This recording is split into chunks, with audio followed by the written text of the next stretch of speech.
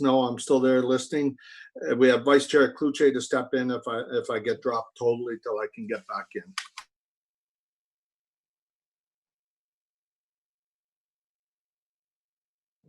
Just to let you know, Councillor, Councillor Brockington may be having login issues. Sorry, who's having login issues? Councillor Brockington, we're trying to help him out. Okay. Well, maybe we can get started if we have quorum, and hopefully he'll be able to join us before the meeting gets going full steam.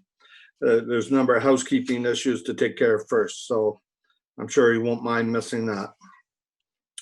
Okay, so good morning and welcome to this morning's meeting of the Transit Commission. We last met in June, and again, these meetings are still being held electronically by Zoom.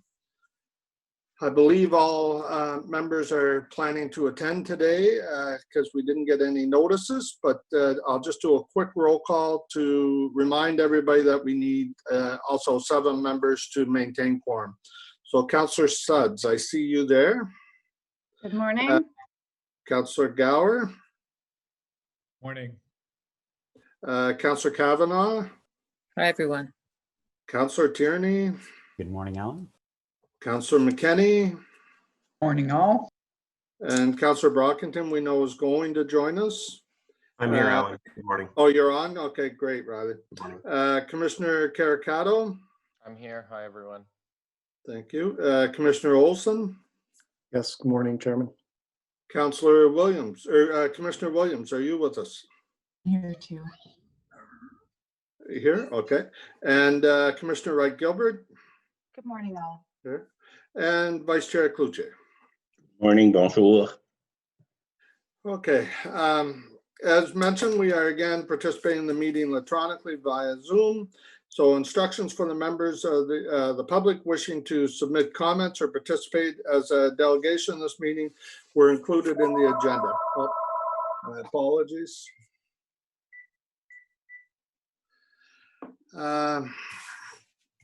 So those who do not need to participate in the meeting can watch via live stream on the city's YouTube channel. For those who are participating in the meeting, please keep your microphones muted until I call on you to speak.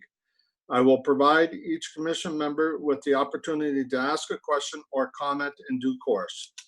Commission members will be called on first, followed by other members of council who may have joined the meeting. At any point, if you wish to speak, you should use the raise hand function that Zoom has on the right-hand side that you'll find by opening the attendees list using the Zoom controls at the bottom of your Zoom window near the audio controls. The committee coordinator and I will be watching for those cues. The usual 5-minute speaking limit will apply.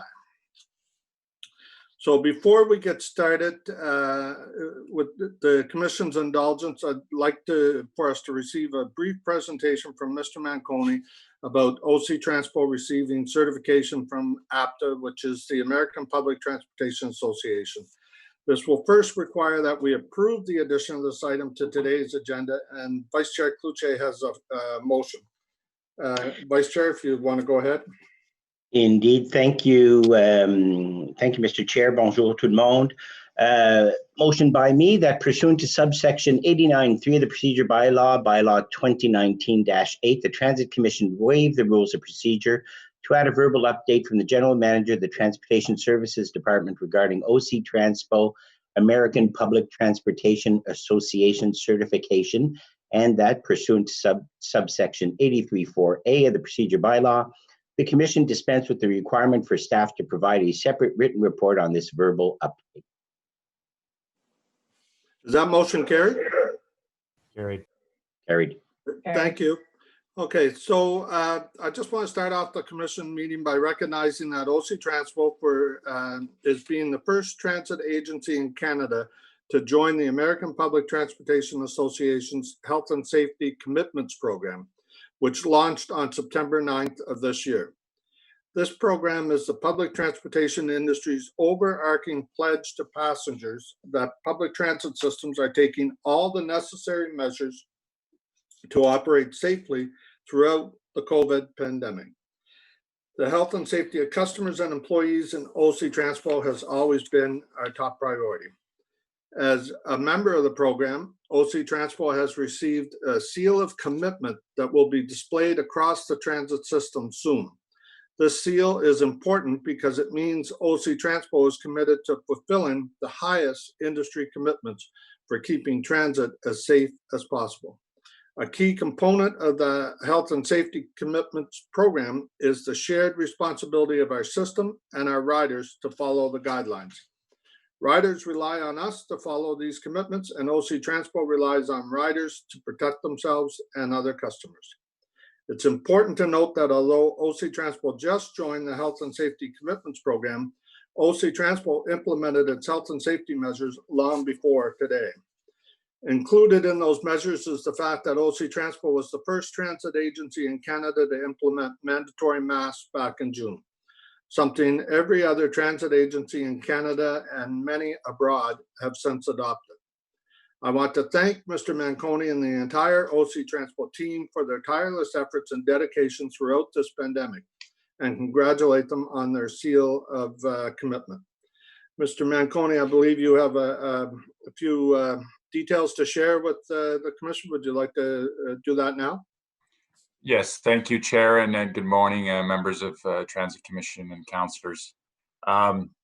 Just some background before I get into, I only have a couple of slides on this topic, but back in April, when COVID was, gripping North America and the world, I was asked to join the American Public Transit Association's task force on recovery and restoration of transit services. I believe I'm the only Canadian rep on that committee, and it's done amazing work. There was 3 streams to the task force mandate: communication and restoring public confidence in transit, recovery and restoration of services, and then transit leadership post-COVID, that longer view in terms of looking at where things could go and how we improve and remake ourselves and so forth. There is great work rolling out from all of those elements of that task force. You're going to see things coming out in streams.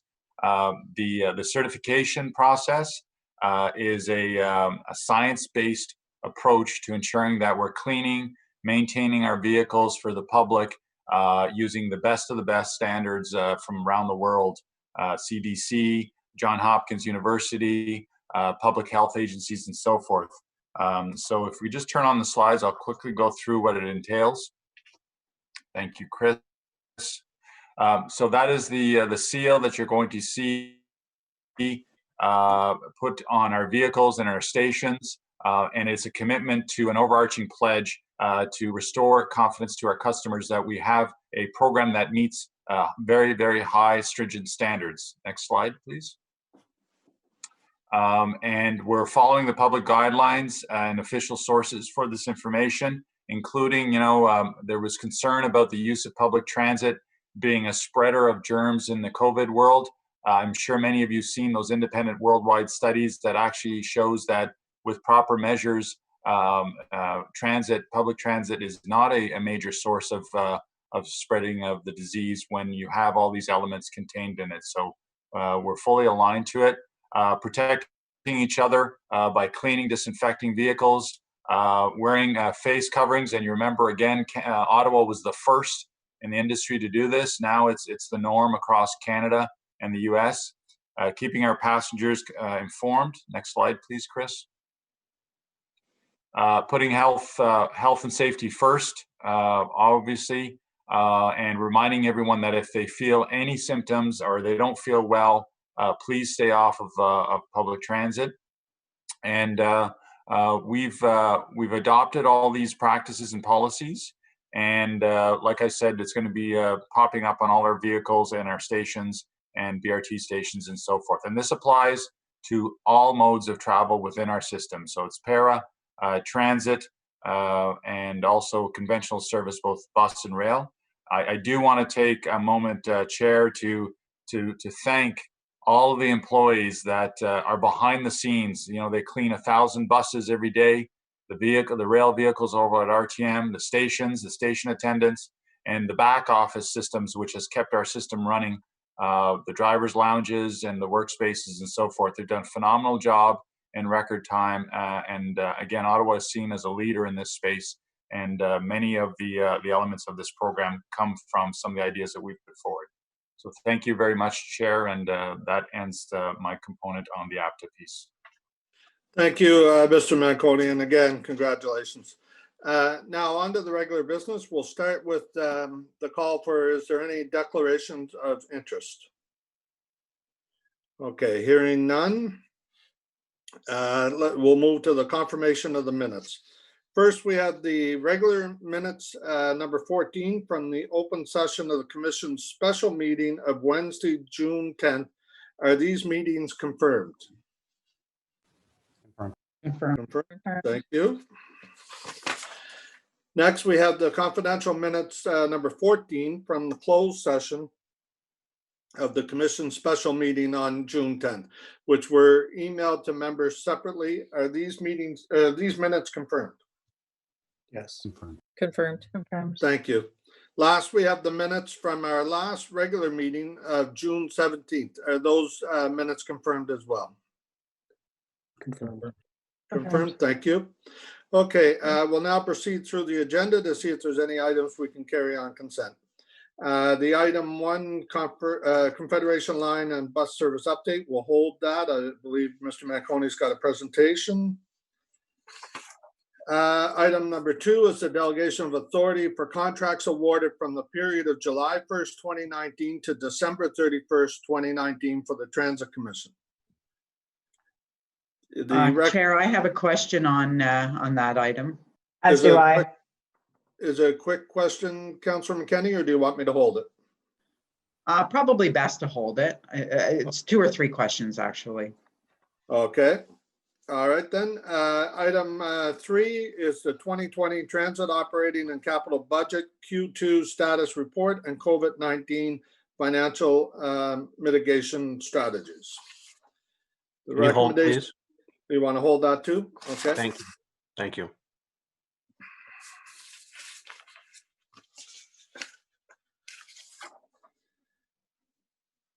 Okay, and then item 4 is the status update Transit Commission inquiries and motions for the period ending 4th of September 2020. Recommendation reads that the Transit Commission received this report for information. Is it received? Received. Received. Received. Okay. All righty, so we'll now go back to the first item, which is the update.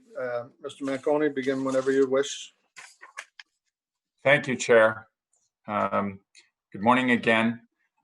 Members of Commission, we have a very lengthy and detailed presentation that staff are going to walk you through in a moment as soon as I'm done my opening comments. The presentation gives a full update on all elements of the rectification plan, so you'll have everything you need to understand where we are, where we're going, and the status of each element. I also wanted to include, and we have, give you a look into the how we're doing this fall service in terms of the elements contained in that plan, and a look ahead in terms of where ridership is and the challenges before us and so forth, and how we're proactively looking at to the future. I want to talk, the presentation covers customer service. There's been some phenomenal work going on there. I know some members of the Commission have actually tweeted out the great responses that our new staff are doing in terms of getting timely information out to people and so forth. And then also COVID responses in terms of how we're handling it both internally and externally. So, Mr. Chair, you know, especially with the 1-year anniversary, I've been asked many, many times, what's my assessment of where we are, and what does that look like? There's 5 key outputs from RTM that I want to share with you in terms of how I respond to that question, because it's a complicated question and there's a lot of moving parts to where we are. I want to preface the 5 elements by saying we have collectively made significant progress, and we're in a much better place than we were months ago. But the 5 key outputs that I'm seeing from RTM, and those outputs are important because they drive the outcome, which is safe, reliable, consistent service. The outputs are, the first one is there is significant progress on all elements of the rectification plan. And what's important by that is, by this point, is there is zero debates with RTM on what needs to get done, and there is zero discussion about are they throwing all the resources they need on it. So they're committed. Those two new CEOs, I want to thank them, Mario Guerrera and Nicholas Truchon, are focused on this rectification plan. There's never a we're disagreeing on what the elements are, what needs to be done, and so forth. So they're all in. There's no doubt about that.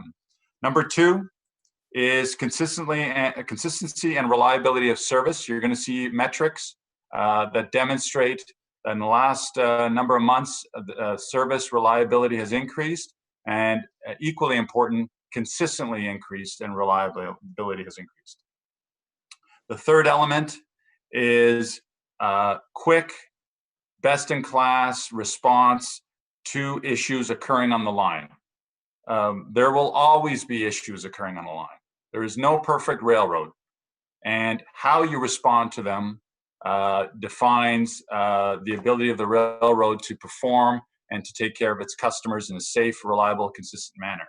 So there's been a lot of progress there.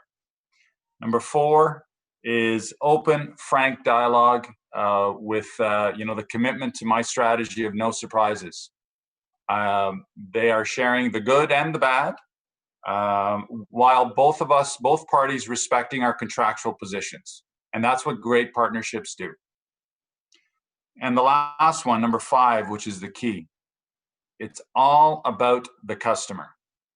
You as city council that owns this city, and our customers that depend and require consistent, safe, reliable service.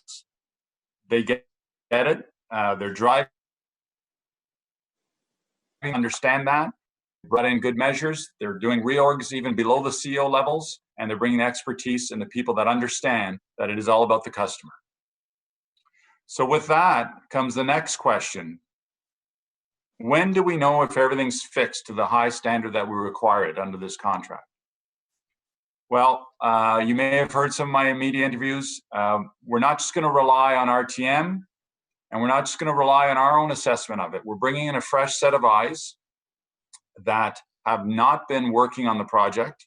They're independent, and they're going to check all elements of the seven elements of the plan and come back to us and tell us, yes, it's rectified to the required standard and industry best practices and so forth. And that work has commenced. The real test is the sum of the parts. And what I mean by that is the 7 elements being completed or substantially completed, plus winter. And I've been very candid with the CEOs at RTG and RTM. Winter will be the test for all of us. And as I've said many times, we cannot bring our customers and yourselves through another winter like last year. They understand that, and they understand that at the macro level, but equally important, they understand it at the tactical level. And I can share with you that the mayor and the chair and the city manager shared with the new CEOs on the first week on the job that the little things matter. The frozen water fountain. We all remember that story. Those are the things that matter from a optics and from a, if you can't get those things right, what's the confidence level on getting the bigger things right? And so they've been working on the winter plan, very proactive. They're throwing extra resources, they're listening to our advice, and they're committed in that. So all 7 elements plus winter.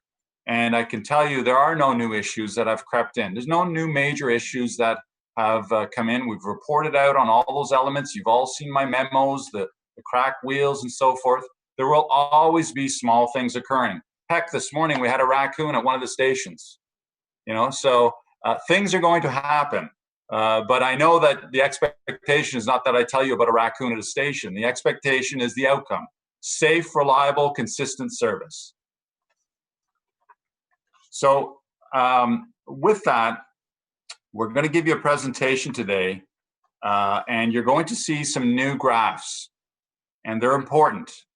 because you're going to hear over and over again, they're achieving the 15 trains in the morning. And a reminder, because it's been a long time, it's 15 trains in the morning peak, it's 13 trains in the afternoon peak, it's 11 in between, and ramp up, ramp down in the morning and the off peaks, and in the weekend it's 11 trains. And that gets the service outcomes based on the ridership when this project was conceived. We don't need 15 trains, but they have been putting 15 trains out. We're going to continue with 15 trains. We want to see how 15 trains perform in the winter. We want to see how 13 trains perform in the afternoon. And those numbers, the ups and downs, they match your ridership curve. They match all the traffic patterns and the ups and downs of the system that have been modeled. So they've been achieving the 15 in the morning, they've been achieving the 13, the 11, and so forth. And we have to monitor COVID, and we, the city, have the right, if we want to choose to scale down, if ridership continues to be low, we can scale down. But for now, we're staying with those numbers because we're exercising the system, the processes, the staff. We don't need that volume of trains, but it helps on spacing. It gives customers extra comfort. But you all know there's very low ridership out there right now. The graphs that you're going to see today give you not just how well are we doing as a percentage. We're striving for 100, but we will never get to 100. There's rarely railroads that perform at that level. There's none in the world. We want high 97, 98, that range. But what's equally important, and there's a very good graph, and I hope we've done a good job of representing what the key message is on that, is variation or variability is what we don't want. In other words, if we get a 98% average month, we don't want a lot of 100% and then a really bad day of 60%. That's not the journey we want. We want consistent, minimal variation in that high 90 performance. And the good news is that's what they're getting.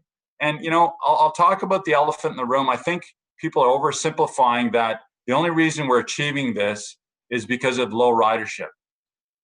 I've been very, very, very hard on RTM, as you all know. And I'll pay them when they achieve the targets. But this isn't just a fluke. It's not just because of low ridership. You're going to hear from Troy. The software has been installed on the doors. The catenary system has been assessed and readjusted from end to end. The track is being worked on, and so forth.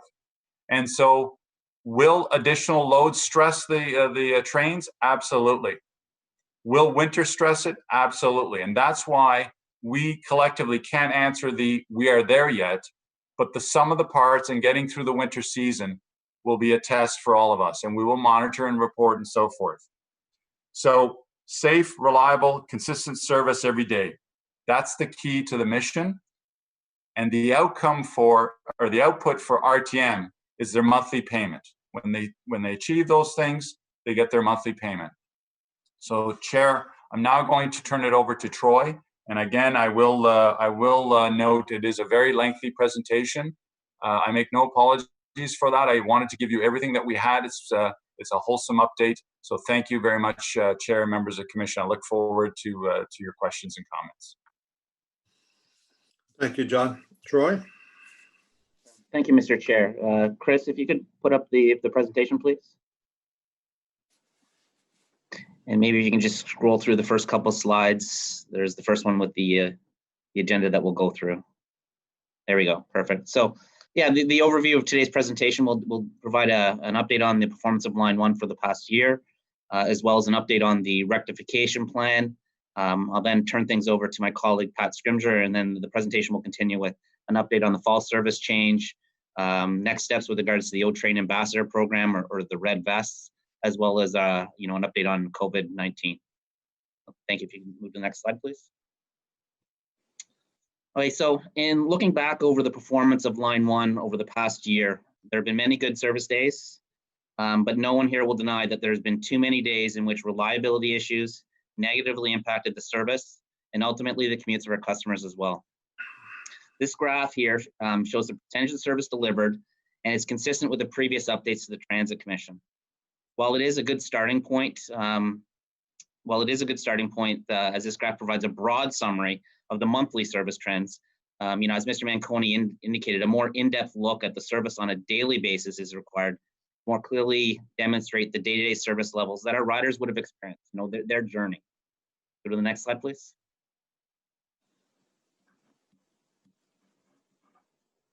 Thank you. So similar to the previous slide, this graph here shows the percentage of service delivered. However, rather than being on a monthly basis, we're looking at it on a daily basis. Each dot that you see is the percentage of planned service that was delivered on each specific day. And that wavy line that you see running horizontally across the top represents the overall service trend. And it corresponds with the months at the bottom. The dotted line across the top of the graph represents the 97% service delivered threshold. While this is not a contractual element, we have observed, from our experience, that when the service delivered drops below 97%, customers may have experienced a service disruption during a peak period, which is highly disruptive, or multiple but smaller service disruptions throughout the day, or even a combination of both. So we're using that 97% threshold as a general barometer as to how the service is performed. Dating back to the start of service, and for the first few months, while the monthly service, the target did range between 97 and 98%, we know that the actual service delivered varied significantly from day to day. And at times, it varied throughout the day.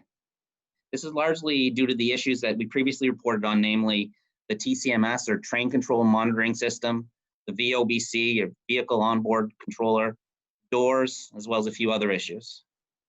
You can see this at the top left hand of the graph, which shows quite a bit of variability. Each one of those dots, and you can see that there's some dots in the low 90s, and then when you get into October, November, you have even some dots under 90%, and those are particularly challenging days for our customers. As we approach late December, and while a result of the action items and mitigations associated with the TCMS and VOBC, which have not reoccurred, our customers experience frequent and sometimes lengthy disruptions associated with the power and arcing events, the overhead catenary system, or OCS, switches, and wheel flats. And this is what our customers experienced throughout January, February, and March.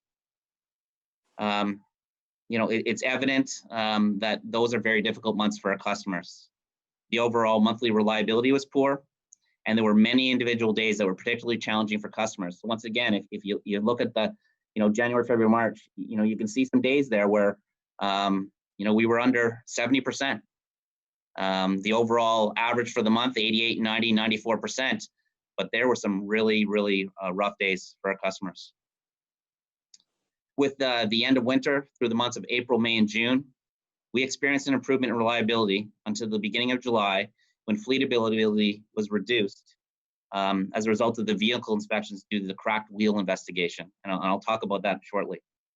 You can see on the graph that towards the end of July, though, that we start to see an improvement in the day-to-day consistency, as well as the overall reliability is going up. And so that's evidence, and you see that trend line going back up towards that 100%, and you're seeing those individual days, the dots, starting to congregate closer to that trend line. So there's less variability that our customers would experience. Since the beginning of August and into the first half of September, service has been trending in the right direction. We've experienced a much higher degree of reliability and a significant improvement in the day-to-day performance of the rail line. It's not perfect. There's still areas for improvement, but we are encouraged by the positive trend so far. We go to the next slide, please. So our goal remains to provide 100% of planned service, or get to it as close as possible. We strive for this on our conventional bus service, our paratransit service, as well as our rail lines. As Mr. Manconi indicated, reliability and consistency are two of the most important factors that impact our customers the most. When on a transit system, customers want to get to their destination without disruption and in accordance with their planned journey. Furthermore, with a rail line specifically, customers expect the day-to-day consistency in the service so that they can go about making their daily plans without having to worry about making daily adjustments to their commute or their personal lives.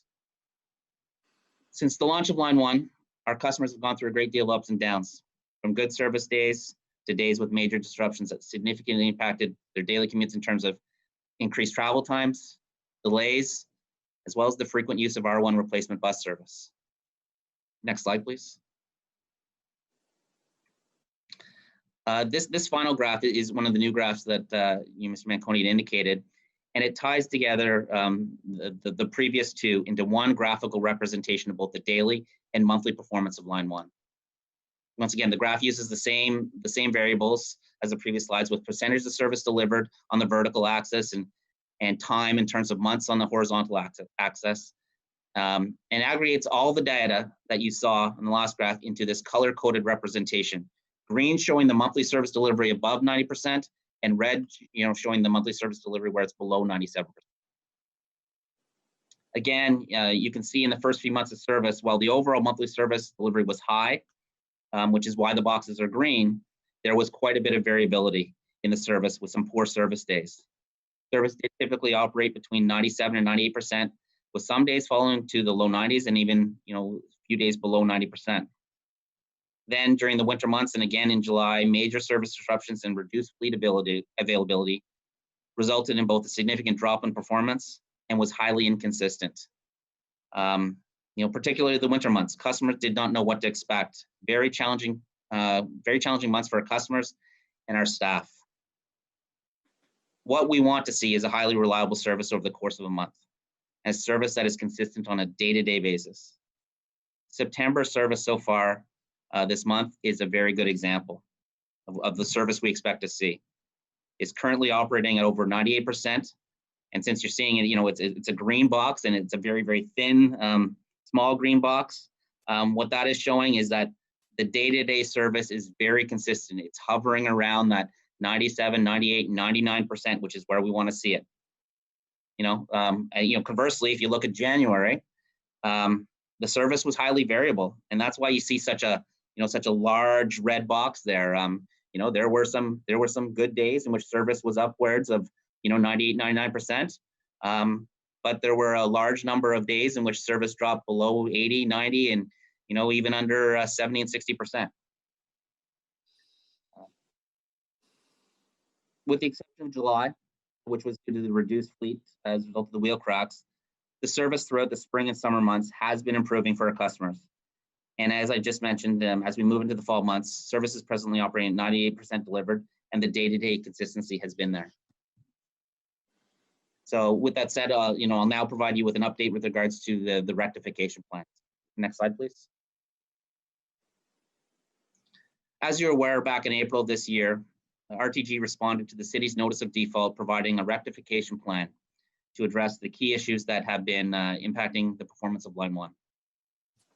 While the COVID-19 pandemic has created some operational challenges, work on improving the reliability of the system has continued throughout, so much so that, as evidenced by the previous graphs, service is trending with day-to-day consistency in the right direction. Throughout the COVID pandemic, we've continued to encourage RTG to make full use of this period of reduced ridership to expedite and advance work to improve the service on the rail line for our customers. And as a result, as Mr. Manconi indicated, it wasn't a fluke. As a result of the summer months, we have seen the improvement, and the city had approved 4 temporary service adjustments and the associated implementation of R1 replacement bus service. As well, we had an adjusted service start on one occasion that allowed us to complete some of our own survey work. Next slide, please. These temporary service adjustment allowed RTG to advance work on the vehicles, tracks, as well as the overhead catenary system, with some of the work requiring full access to the rail line and vehicles. As a result of the temporary adjustments to service, RTG was able to expedite critical infrastructure work that, given our short overnight out of service periods, would have otherwise taken weeks, if not longer, to complete. In addition to the rectification work, surveys have been completed to both confirm the current condition of the infrastructure, as well as to provide an up-to-date baseline to inform the future and ongoing planned maintenance activities. Once again, as Mr. Manconi indicated, as part of the rectification work, the city is also undertaking its own independent review and associated survey work. Next slide, please. So just a bit of a refresh. The updated rectification plan that RTG had presented to the city in the spring outlined 7 key areas of improvement that have an impact on service reliability and ultimately impacts our customers. So the 7 key areas are, the vehicle brakes. This item is linked to the wheel flats, the overhead catenary system, or also we commonly refer to as the OCS, switches and switch heater failures, vehicle traction power. You'll recall that this item relates to the inductors, the line contactors, and the circuit breakers, vehicle passenger doors, vehicle auxiliary power or CBS units, and the vehicle HVAC. Next slide, please. So I'll go through each one one by one. With respect to the vehicle brakes, you will recall that in the winter there were several occurrences of wheel flats on the vehicles, which ultimately impacted RTG's ability to meet our daily fleet count. The wheel flats in general can be caused by a number of factors, but typically are a result of frequent and rapid braking, as well as traction issues, and this can cause the metal wheels to create some flat spots. So to date, several software updates have completed associated with the braking systems. This includes updates to the computer-based train control system, or CBTC, the train control monitoring system, or TCMS, as well as the guideway intrusion system that we refer to as GIDS, or GIDS. These software updates have improved the overall performance of the braking and train control systems, which ultimately has minimized the number of related issues. RTG will continue to monitor and investigate, and they're looking at other fine-tuning of the vehicles to further improve the performance.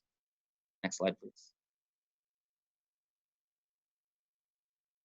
The next item on the rectification plan was the OCS, or overhead catenary system. During one of the temporary service adjustments that took place over the summer, RTG was able to make quite a bit of progress on all the work associated with the OCS. During the time, RTG completed a full end-to-end inspection of the OCS. Adjustments were completed, which included the repair and replacement of all the mechanical supports, otherwise known as the paraffils. You'll recall that was one of the causes of our service disruptions, as well as made other adjustments to the OCS. Next slide, please. Switches and switch heater failures. As you recall, switches are a key component of the rail line, and they allow for the trains to move from one track to another. Switch heaters are intended to keep the track switches clear of snow and ice during the winter season. As we know, a switch that is blocked can stop train service until it is cleared. By way of information, there are a total of 7 switch locations across the entire line, for a total of I think it's 28 switches, but in seven locations. So in preparation for the upcoming winter season, RTG has been working to improve the performance of the switch heaters.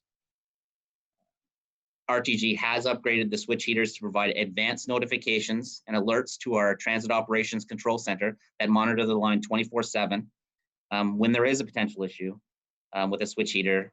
So if something's being experienced with the heater, it's not functioning properly, our TOCC would get a notification, and we can dispatch a technician, and the goal is obviously to get that attended to prior to it having an impact on service. Additional ductwork is also being installed to further direct the hot air towards the key locations along that switch.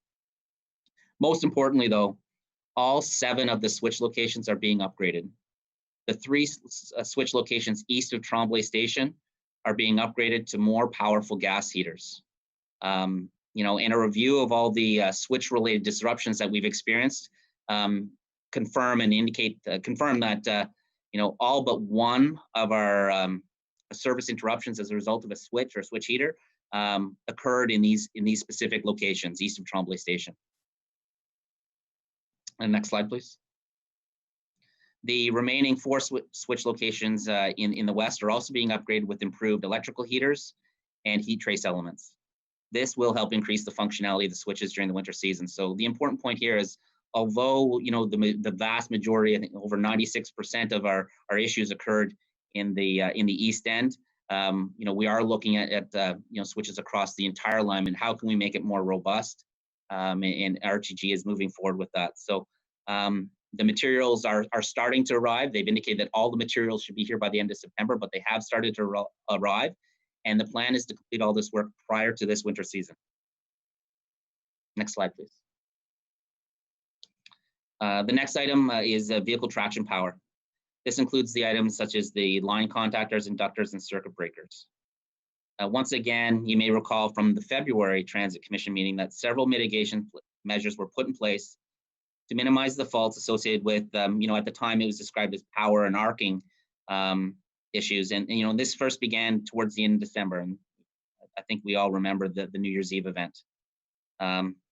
Just as once again, a bit of a refresh, the mitigations that were implemented over the winter and spring included the following. You know, RTG completed a deep clean of the train roofs to remove the dirt and carbon on key electrical components. There was the addition of non-conductive paint that was added to the vehicles. As well, the rooftop, rooftop covers were modified to protect the rooftop components from further arcing and buildup of dirt carbon, which was making it more susceptible to power-related issues. In addition, the longer-term fix is the replacement of the inductors, which is the key component to this. That's well underway with 11 vehicles, or 11 single vehicles already being completed. All of these measures have contributed to an overall improvement in the performance of the vehicles. And to date, we have not seen a reoccurrence of those. Once again, I'll just refer to it as the power and arcing issues. If you remember, though, the trains were getting power. It was just creating, there was a buildup of that dirt carbon in the area, and it was creating that arcing. So, there wasn't a power issue per se on the line. It was specific to the vehicle. And as I said, we haven't seen a reoccurrence at this point.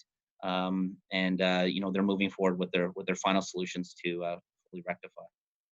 Next slide, please. Vehicle passenger doors. Issues related to the train doors was the most frequent cause of service-related interruptions.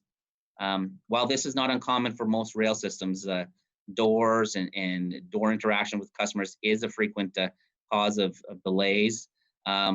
It was clear here in Ottawa that the doors were not meeting performance specifications. Several measures have now been implemented across the train fleet to improve the door operations. The most significant update was you recall I referred to the SIL2 certified door software. This has now been validated and now been implemented. Overall, the doors are less likely to go into fault. However, they do maintain all our current safety requirements. We've been pleased, the new door software has been in place for a couple months now, and they are meeting our performance expectations at this time.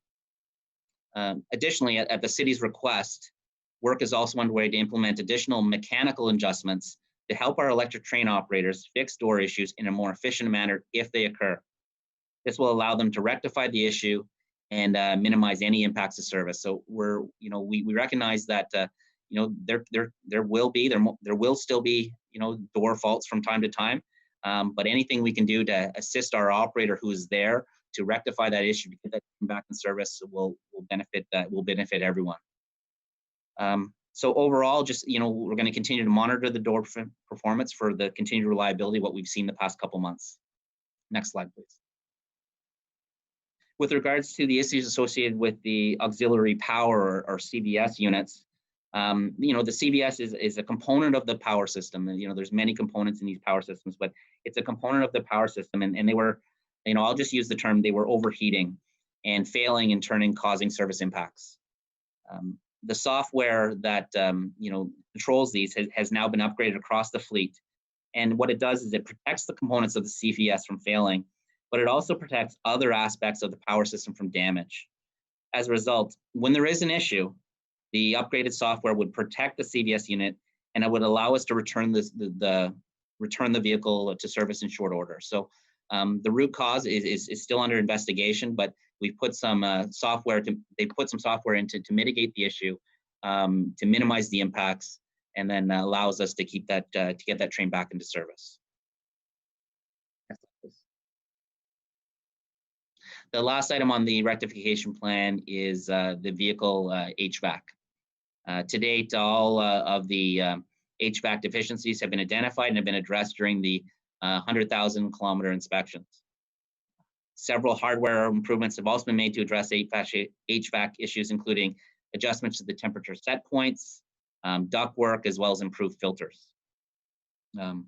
Ongoing monitoring of the HVAC system will continue throughout the winter season and into next summer to ensure it is continuing to meet our performance expectations. But the important point here is that we did have a very hot summer, and we are very encouraged by the results that we received. They're meeting our performance expectations at this time. but we recognize we need to look at them through all seasons, and it needs to continue. Next slide, please. So moving away from the rectification plan, Mr. Manconi had mentioned about track work. So as you know, over the summer, there were a number of temporary speed restrictions that were put in place on line 1 due to heat. As all rail tracks can expand in periods of extreme heat and conversely can contract in cold winter months, the implementation of temporary speed restrictions is a common practice across all rail systems in the world with similar climates. During extreme weather conditions, temporary reductions in operating speeds are put into effect in order to ensure safe train movements. This is a standard operating procedure for OC Transpo, which has also been previously used on O Train Line 2, the Trillium Line, for many years. This procedure is one part of OC Transpo's safety program that proactively monitors train and track conditions when extreme temperatures are experienced. Throughout the summer, adjustments to the track were completed along the alignment. The city is working with RTG to make further adjustments to the track that would minimize the number of temporary speed requirements during inclement weather events and address other ride quality issues, such as the noise and vibration that have been raised by customers and residents. Next slide, please. So, with respect to wheel cracks, as reported to Council in July, RTG, while undertaking a routine daily maintenance program, a train wheel set was found to have a steel crack on one of the wheels. As a precaution, and in accordance with safe operational procedures, a fleet-wide enhanced daily inspection regime began immediately to ensure continued safe operations. As part of our regulatory framework, Transport Canada, the Transportation Safety Board, or TSB, and Council were immediately notified of the occurrence. As well, the TSB has begun an independent investigation into the cracked wheels. To date, RTG and Alstom continue with the daily inspection regime, which is being undertaken concurrently to the independent TSB investigation. Next slide, please. Once again, and I can't stress this enough, it's independent to the TSB investigation. Our RTG and Alstom have identified the root cause of the wheel cracks, and the city has concurred. We have leveraged industry experts, metallurgists, to verify, to work with us to ensure that that RTG and Alstom are taking all the right steps, and we feel that the root cause has been identified and the right actions are being taken. They have determined that the cause is to be related to an improperly aligned screw, which creates undue stress on a part of the wheel, which then ultimately leads to this small crack that was observed. While the retrofits were possible, Alstom elected to replace all of the impacted wheels on each of the vehicles, and the city fully supported this decision. To date, the work to replace all train wheels is now underway and is expected to be completed sometime in the first quarter of 2021. With that said, despite the enhanced inspection regime, RTG has been able to increase the train count and meet our daily service requirements while continuing the wheel inspections. Next slide, please. So, although not required for summer service levels, RTG provided 15 trains during the morning peak periods throughout the month of August, with the exception of 3 days. Since September 8th, RTG has consistently met the required commitment of putting 15 trains in service on line 1 during the morning peak periods, as well as the required number of trains for all other periods of the day. We are very pleased that the number of trains is being met, reliability is increasing, and that we've been able to increase the frequency of service for our customers. Mr. Manconi had indicated, obviously the increased number of trains allows our customers additional space to practice physical distancing, which is an important element, one element of our service recovery plan. In addition, and as a result of the work that is completed to date, the 38th vehicle has also been released into the operational fleet. And lastly, in closing, staff are going to continue to work closely with RTG to ensure that the focus continues to be on improving the reliability of the service for our customers. The city will continue to monitor elements of the rectification plan and will be completing our surveys and other inspections to validate this work. I'll now turn things over to my colleague, Pat Scrimger. Thank you. Thanks, Troy. If I could have the next slide, please. So I'd like to start by talking about the fall service change. This service change began on Sunday, August 30th. The main elements of that are we're continuing to run bus service to replace line 2, O-Train line 2, to allow for stage 2 construction. We returned to the full route network in June, and one of the big changes with the late August going into September change is that school service is then removed. We have reduced service slightly on some routes, very frequent routes, by removing some individual trips due to the very low ridership we have been experiencing. Next slide, please. As I say, the main thing is the return to school, return to universities and high schools.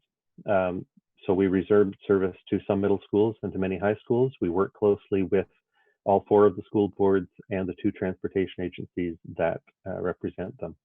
We made a number of service adjustments where the schools had modified their start and end times, particularly end times for some of the school boards, and the number of people attending. We've also assigned dedicated standby buses, which are available at the key times, have been over the last couple of weeks and will continue to be until things stabilize, to provide more capacity if required on individual trips. At the universities and at Algonquin College, the UPass program continues this fall at all 4 of the post-secondary institutions. All students attending classes full-time on campus do have a UPass. The provisions for students studying online are different among the 4 institutions, and any students who have questions about that, we recommend that they contact their university or their college to get the details. Next slide, please. On paratranspo, we are continuing to accommodate all customers. In many cases, we're able to keep the number of customers per vehicle down to 1. It remains low. Customer volumes continue to be lower than usual. We're at about 50% of our normal volume of trip requests. So there may come a time when some customers will need to travel with other customers on the same vehicle as they've been used to in the past. To keep the vehicles safe for everybody, the touch points on both the city-owned vehicles and on the contracted taxis are sanitized regularly, and all vehicles are undergoing enhanced cleaning every day. Some customers are continuing to use the online trip reservation system, as has been in place for some time. We're now at about 100 online trip requests a week, which represents about 4% of all the trip requests that are coming in. The project to deliver the full online services, not just trip requests, but also all forms of account management and trip tracking, that project is ongoing, and we expect to be moving into testing and with a pilot group by the end of the year. The next slide, please. For customers who are eligible for discounted fares, we've revised our application process for community passes so that can be done by mail or phone and no longer requires people to come to one of our customer service centers. We're moving ahead very soon, and I'll be able to give you more information as soon as we can, both to you and to our customers, on when paratransport customers will be able to register the number of their Presto card if they use a monthly pass. That will remove the need for customers to show a receipt and will remove the need for a paper transcription of their pass number, their card number, as they get on the bus. That will be coming very, very soon. Later on, as mentioned earlier and is as included in our 2020 business plan, we are discussing with our fare system suppliers the possibility of accepting Presto cards on paratransport vehicles so that customers can just tap a Presto card to either validate their monthly pass or to pay for an individual trip from the stored value e-purse. And we'll get you more information once we are able to lock that down. And finally, on this page, we are moving ahead very quickly to bring in the ability for customers to pay their fares on the conventional part of the transit system by tapping a credit card, either at a fare gate or on a bus. That's in development very strongly right now with our supplier putting a lot of effort on this project. And by the end of this year, we will have one fare gate enabled at one O train station for testing, so that we can exercise not only what happens at the gate, but also in the back end as those financial transactions are processed. And then through 2021, our vendor will be continuing to extend that to all fare gates and all buses. The next slide, please. So as you know, ridership was very heavily affected by COVID. Transit ridership has been through the summer at about 28% of usual levels, considerably up from the very low 15% that we were at earlier in the year. And we've been seeing some ridership increases gradually, but noticeably week over week. At the end of June, we were at 23% of normal levels. At the end of August, we were at 33% of normal levels, still very low. But we'll be watching that very closely, or we're watching it right now to see what's happening with September. And we'll continue to monitor the ridership closely and make any adjustments to service and where capacity is allocated as that continues. Next slide, please. This graph shows the very rapid fall that we had in March, the fairly low ridership that continued. You can see it bouncing above and below that negative 90% range up until the beginning of June, the gradual increase since then. Some of the ups and downs are related to not long-term trends, but to things like the day of the week and those two downward spikes there in July and August are holidays, for instance. And you can see that where we are now at the end of this graph is between 60 and 70% down from where we normally are. Next slide, please. The O-Train Ambassador Program, the red vests that everyone has become familiar with across all of the O-Train system, and in fact before Line 1 opened, has been very successful in familiarizing customers with the new system. We're now beginning to scale down the temporary program and bringing in the permanent long-term program that Council has approved in the 2020 budget.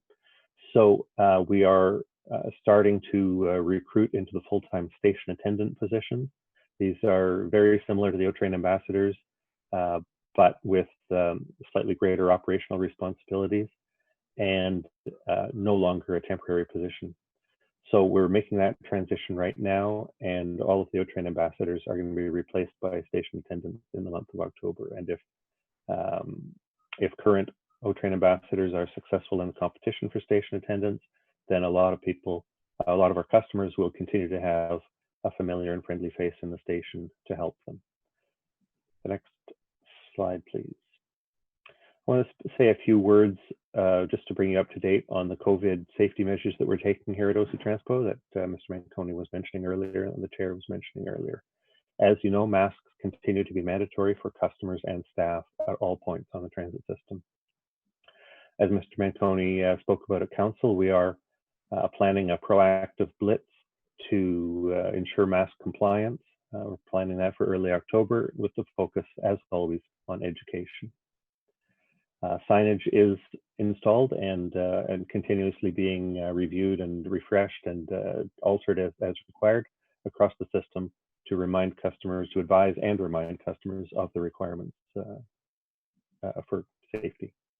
Enhanced station and vehicle cleaning continues.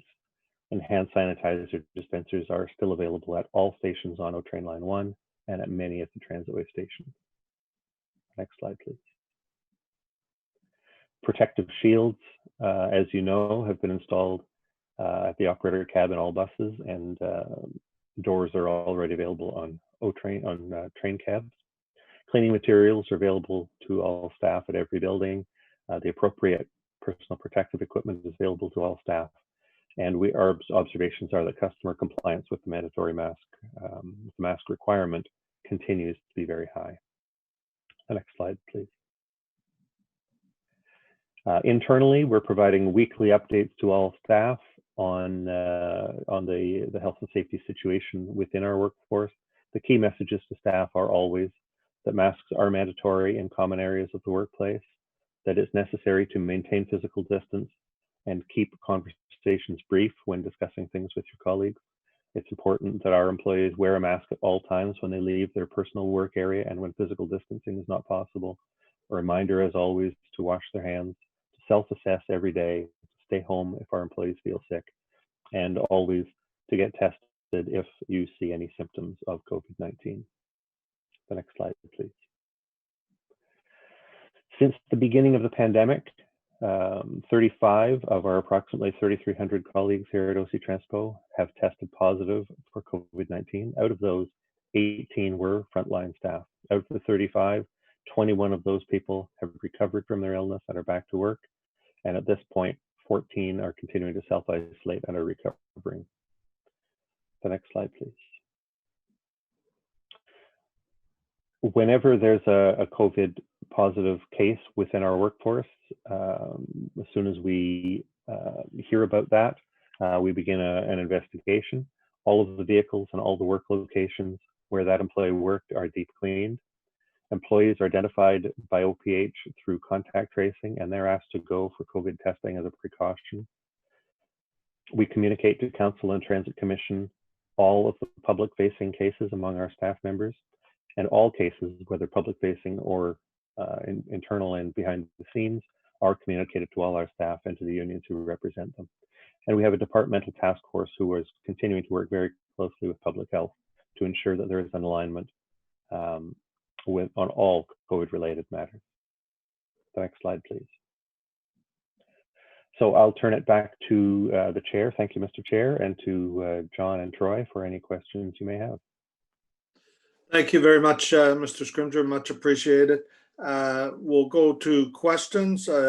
First up is Councillor Tierney. Go ahead when you're ready, please. Great, thank you, Mr. Chair. I do have a few questions here, so I'll keep them brief. First of all, John, I think this is probably for you.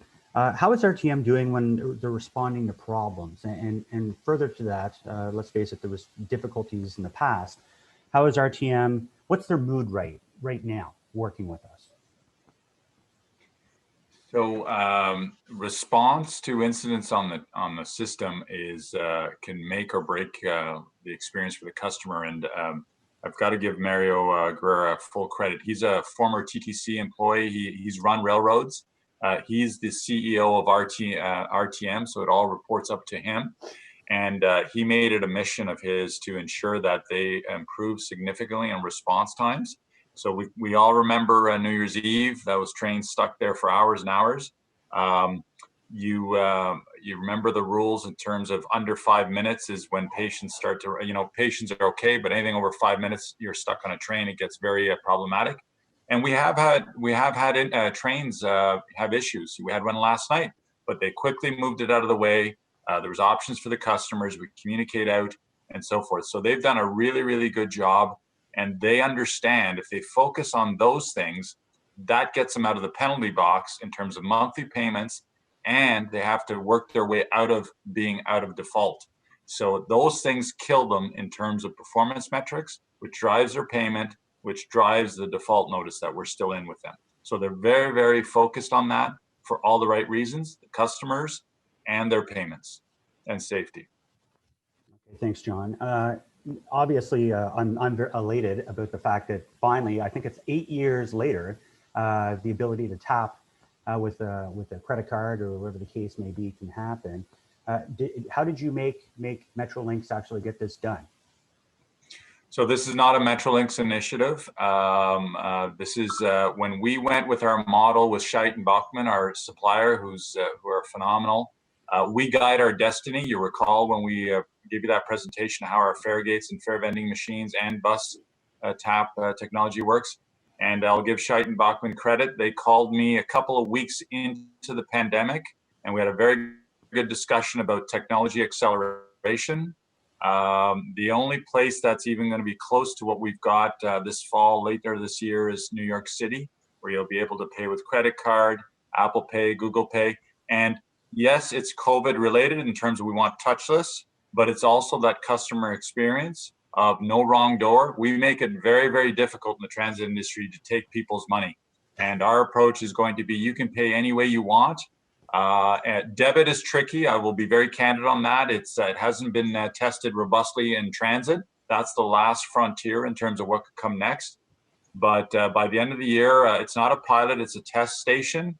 We want to roll that out, and customers will be able to buy an adult fare using Google Pay, Apple Pay, and their credit cards. And that's important for our tourism, but it's also important for the casual rider. It's great for COVID, but it's also great for recovery. And so that task force that I talked about early on, we are pushing very, very hard to make it very easy for customers to use our system coming out of as part of the recovery strategy.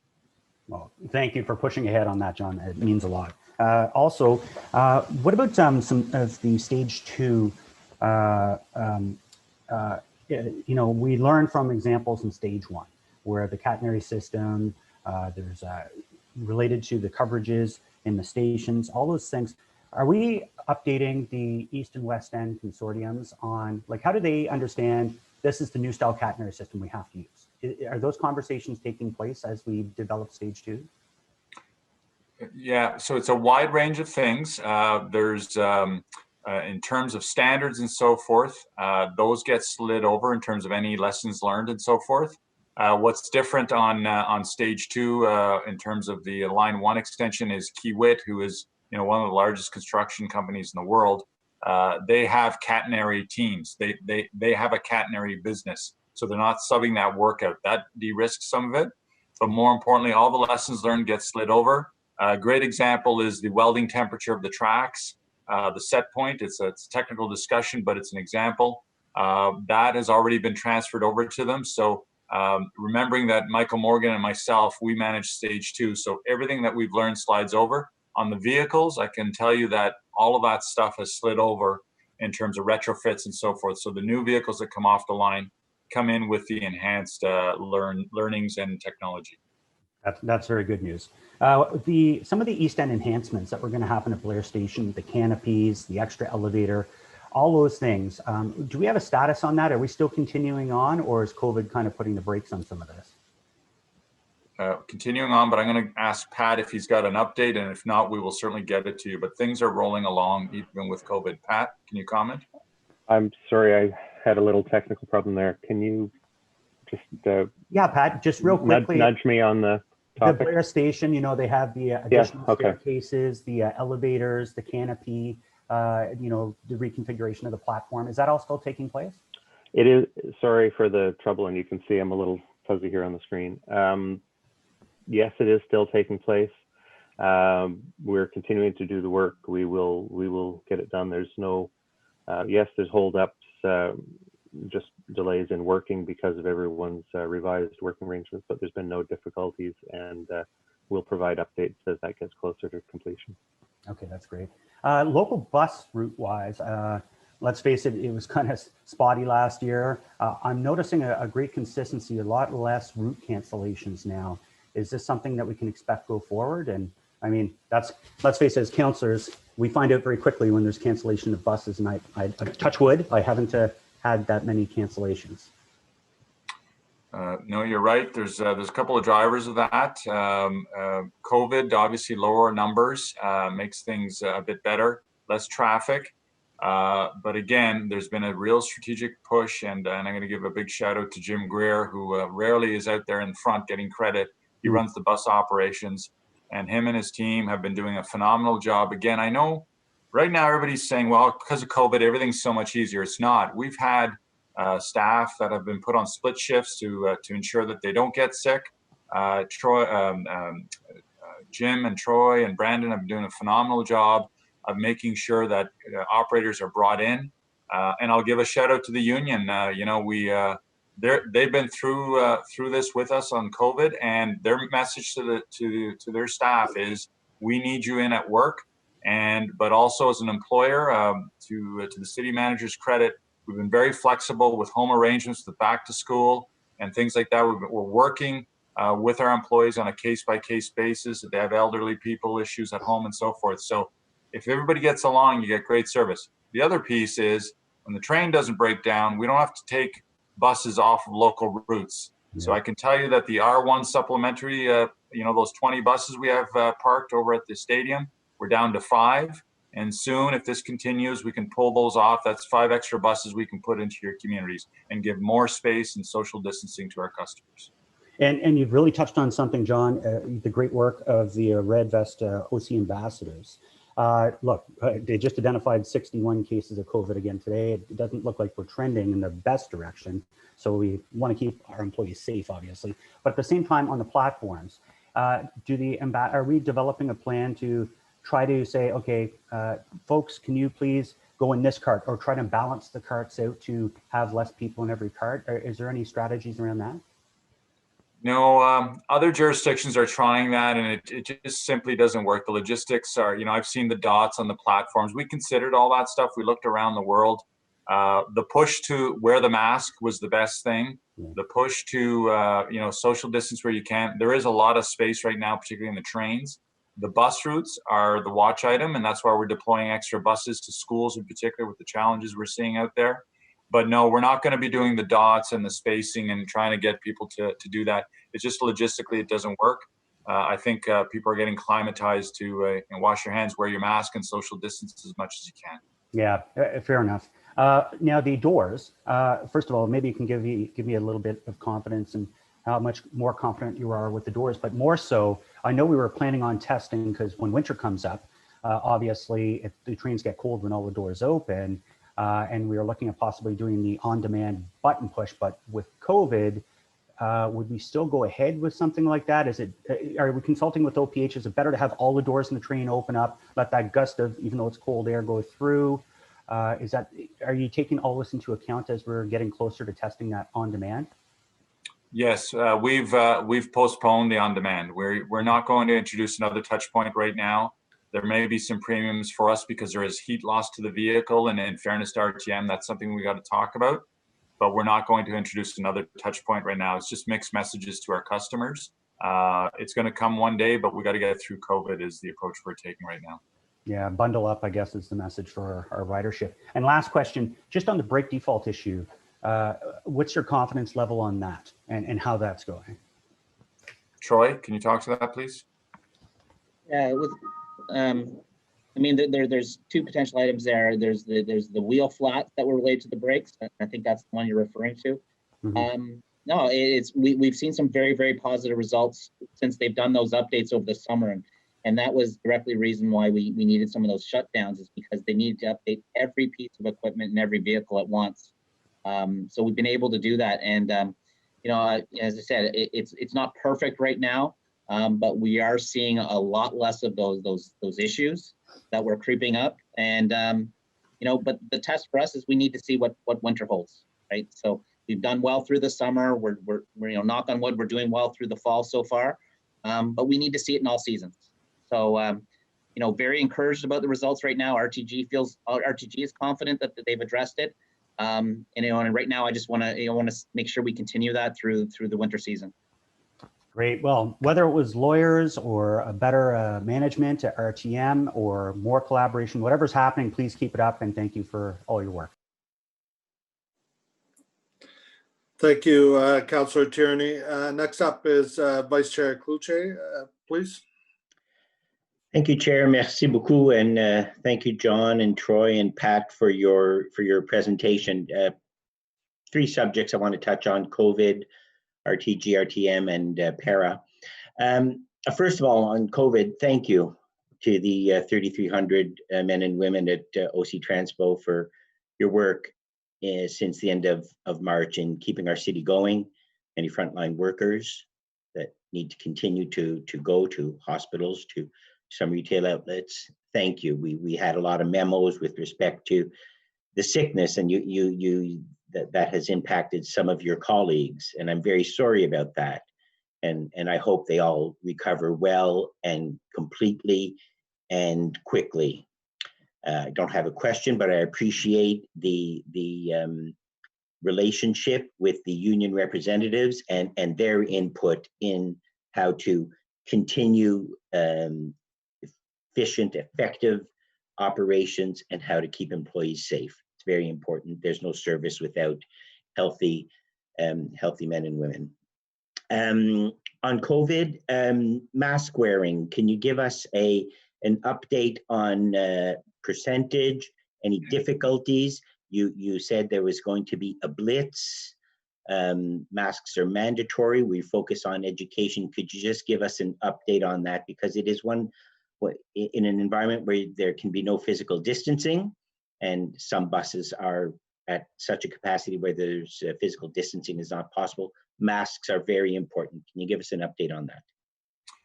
Yes, Councillor Vice Chair. I mentioned earlier, I think late last week, that I was hoping that Vancouver had some scientific approach to how they came up with their compliance rate, because I'm looking for that secret approach. It doesn't exist. There's spot checks that you can do.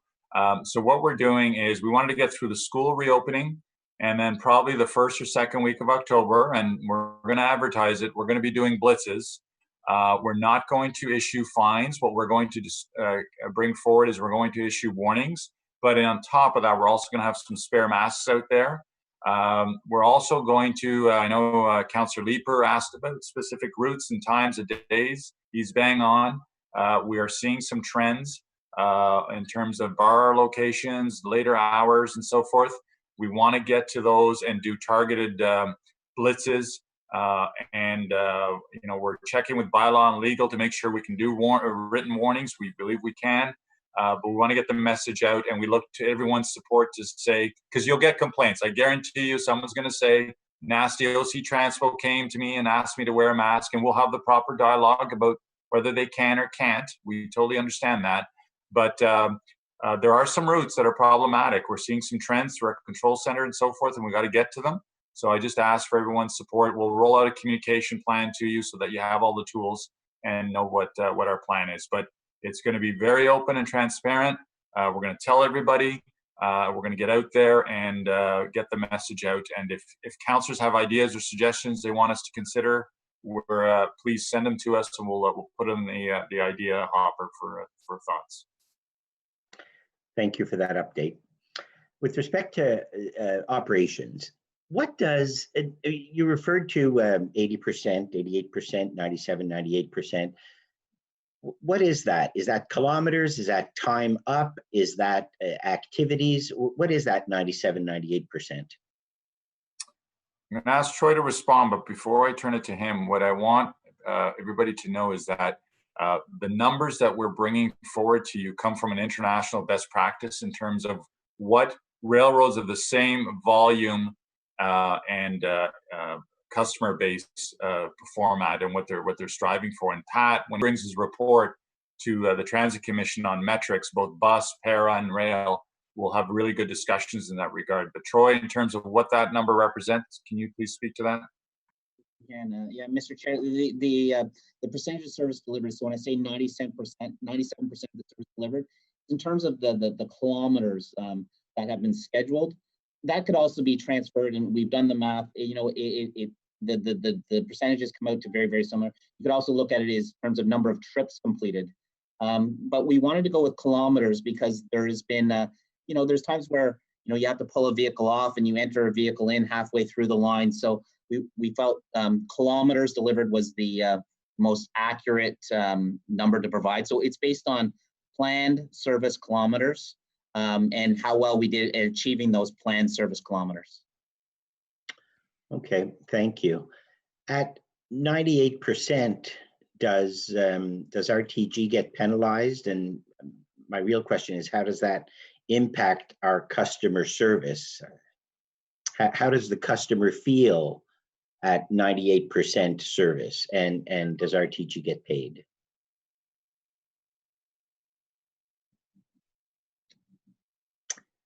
Mr. Manconi, I think you're on mute. I'm going to get Troy to walk you through. There are heavy hits and penalties to RTG when they don't perform, particularly during the peak, which has the biggest impact. There's also what are called station events, system events, or escalators being down. And so those are lesser penalties, but they all add up. But if they don't perform well in the morning and afternoon peak, they feel it on their payment. Troy, can you give a quick synopsis of that, please? Yeah, Mr. Chair, that's correct, John. There's targets for both the peak periods as well as for the overall day. So You know, 98% service delivered. Anything above that 97%, but you know, obviously the closer to 100%, the better. You know, with 98%, 99%, there's generally sort of minimal impact to our customers. Customers may have experienced maybe a gap in between trains, or a short disruption of a few minutes. But you're not having those major events where you're seeing the backlog of people in the stations, those sorts of things. So, but they do get, there are criteria for both the AM and PM peak period, as well as the aggregate for the entire day.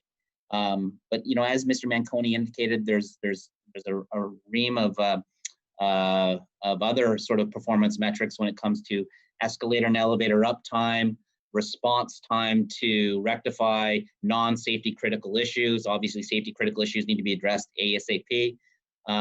You know, so I have a group of employees that are looking at all those things, and we assess, you know, assessing essentially quality failures or performance failures, both on, you know, the kilometers delivered throughout the day, system events, which John has indicated, which, you know, would be isolated to the peak periods, as well as all the quality events that can be vehicles, stations, track, infrastructure, and even it includes things like, you know, there's documentation that they need to provide us upon our request. And if we don't receive that documentation, you know, in time, you know, in accordance with the timeline stipulated, you know, there's even penalties there associated as well. Okay, thank you. Lots of change since March. The legal issue, the notice of default, COVID. What is the status of our legal options? Is it ongoing? So, Vice Chair, I'll be cautious here. I can tell you that they're still in default. And in terms of the legal update, we'll report that through FEDCO in terms of those in-camera sessions that we've had. But the last update that you received is the most current. And like we've signaled, they have to climb themselves out of default. So they have to have good performing months, and they're incentivized to do that, obviously, because with that comes money. Okay. The substance of my question with respect to operations is that I believe at the end of March, you described the plan as not being, I don't remember the word, comprehensive or holistic. They had the supplier RTG didn't have the view, the customer service, and as Councillor Tierney suggested, and in your answer, looks like the relationship has changed, and the new management is a little bit more proactive, and there's better interaction. Their new plan and their methodology, would you describe it as more holistic, or I don't remember the term you used, customer focused, comprehensive, some of those with I know what you're talking about. The objective. Yeah, no, they you're right. They resubmitted, you'll recall, because we rejected their original plan. They resubmitted, and look, a plan is a plan. It's a piece. It's a document. It's what you do with the plan, and hence my opening comments. There are no debates about what needs to be fixed. I don't have any discussion any longer about you know, does the track need to be addressed, the catenary, to what scope and scale. Nicholas Trujon, who's in charge of the concession, clearly laid out to me. He says good performance in accordance with the PA gets their payment, and that's what he's chasing. And he understands that with good performance equals happy customers equals a payment, and it's as simple as that. And so you know, I was very candid in my opening comments that we're not debating about, you know, do they need more resources and so forth. They know the mission, they got to get on it, and they've been on it, and the dividend comes to you and to our customers. You get less complaints, and our customers are more satisfied. So you're quite right, Vice Chair. There was a lot of bantering back and forth and so forth. Look, the lawyers will always have their debate, and we've always said there'll be a long discussion, and that'll get drawn out as lawyers do their thing. Our focus was on getting you the service that our customers and you deserve, and that's what RTG and RTM are committed to right now. The legal stuff will sort itself out. Okay, thank you. Chris or Chair Hubley, let me know, make sure you give me a 1 minute notice because I have some questions about paratranspo. One of the elements as we enter into winter is the switches. Can you give us an update? And new materials for the switches are important. Can you give us an update with respect to the natural gas or the source fuel for those new switches? So the work is scheduled to go. The parts are arriving. And more importantly, Enbridge, I want to do a thank you to them. Enbridge at the executive level and at the operational level have been phenomenal. They're fast tracking a lot of our requests and working with us in partnership. So that's for the gas heaters, but equally important are the electrical upgrades. And so the sequencing of work is RTG has done it right. Troy is working with them around the clock to do some extended shutdowns if they need it. But the priority for them is to get in there and get that done. And they're doing the right thing. They're waiting for all the parts to be here, and then they go out and they roll and they knock them off, both the gas and the electrical. So they're in good shape there also. Okay, thank you. Pat, thanks for the update on paratranspo, an important part of the service we provide to our customers and to all OC Transpo customers, and particularly during COVID. During COVID, have we been able to fulfill, I recognize demand has been lower. Have we been able to fulfill 100% of the trips, of the trip requests during the pandemic for para? I believe it's been 100%. If there's been any amount under 100%, it's been very, very rare. I believe it's been 100%. Thank you. At the June 1st Transit Commission, you said that trips were being limited to one customer per trip, and as long as ridership levels remained low. And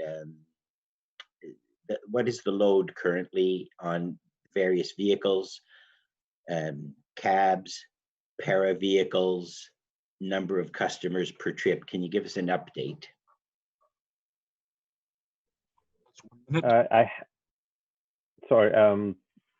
The number of the global number I have for you is that trip requests are now at about 50% of normal levels on paratranspo.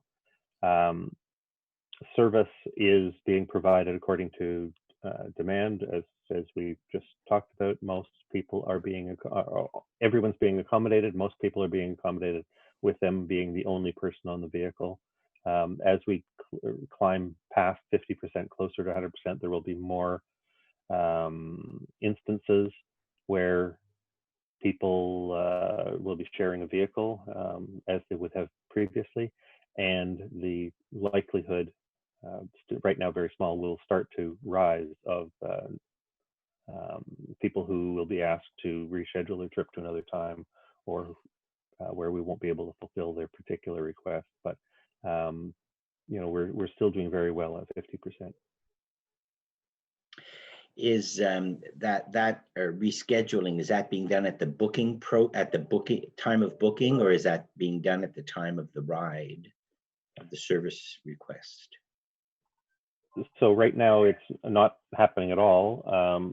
When we return to normal, we would return to normal procedures, which are, when someone calls and says, I would like a trip at 2:45, we might say, we don't have any capacity for you right then. Could you travel half an hour earlier, half an hour later? And they will respond to whether they can or whether they'll make other arrangements. As we move into 2021, by that point, we will have our online system that will allow people to do that more interactively than they can right now. I'll ask a question about that in a minute. Just the nature of paratranspo customer needs. Some can't wear a mask, medical exemptions. Do passengers disclose this in the booking process so that there aren't any other customers on that scheduled trip if we need to double up? I'm sorry, I don't have that particular information. I can look into it and get back to you directly. I'd appreciate it to appreciate that information. You touched a little bit on the. Councillor Cloutier, hold on a second. We just get a time check from Chris. A little while ago, he was saying 1:28, so I'm sure you're into your last 30 minute. seconds. Chris, can you? I have 30 seconds. Okay, 30 seconds, Councillor. Thank you very much, Chair and Chris. Pat, can you give us an update on the web form, the number of people that are using the web form, and the interaction with the customer working group as we move towards the full implementation of the online service? You said the pilot project by the end of 2020. Can you tell us a little bit about the work of the customer working group? Sure. The web form continues to be used. We're right now at about 100 trip requests a week on the web form, which represents about 4% of all of the trip requests that are coming in, the rest coming in by phone. That is lower right now, quite possibly because we're not having congestion on the phone lines right now. Anyone who's calling is getting through. The work with the customer working group has been continuing. Of course, we had to adapt that to not be face-to-face in-person meetings, and therefore there's obvious limitations, just like today, on how people are able to communicate with each other. But that customer working group is continuing to help us considerably as we move along with the online services project. We continue to meet with them every few weeks, and that work continues. We're experiencing some lack of capacity, very slight, from our software vendor as they deal with their own workforce availability. That's just slowing the work, but not a marked delay or anything like that. So we're continuing to be on track for the full online system, and the current online services, the web form, is working quite well for those people who are using it right now. Okay, thank you. And just a full pilot by the end of 2020 and roll out hopefully early in 2021. Is that still the schedule? That is still what we expect, yes. Thank you. Thank you, Chair.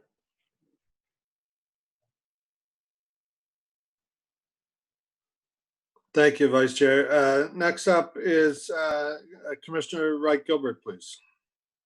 Morning, everyone.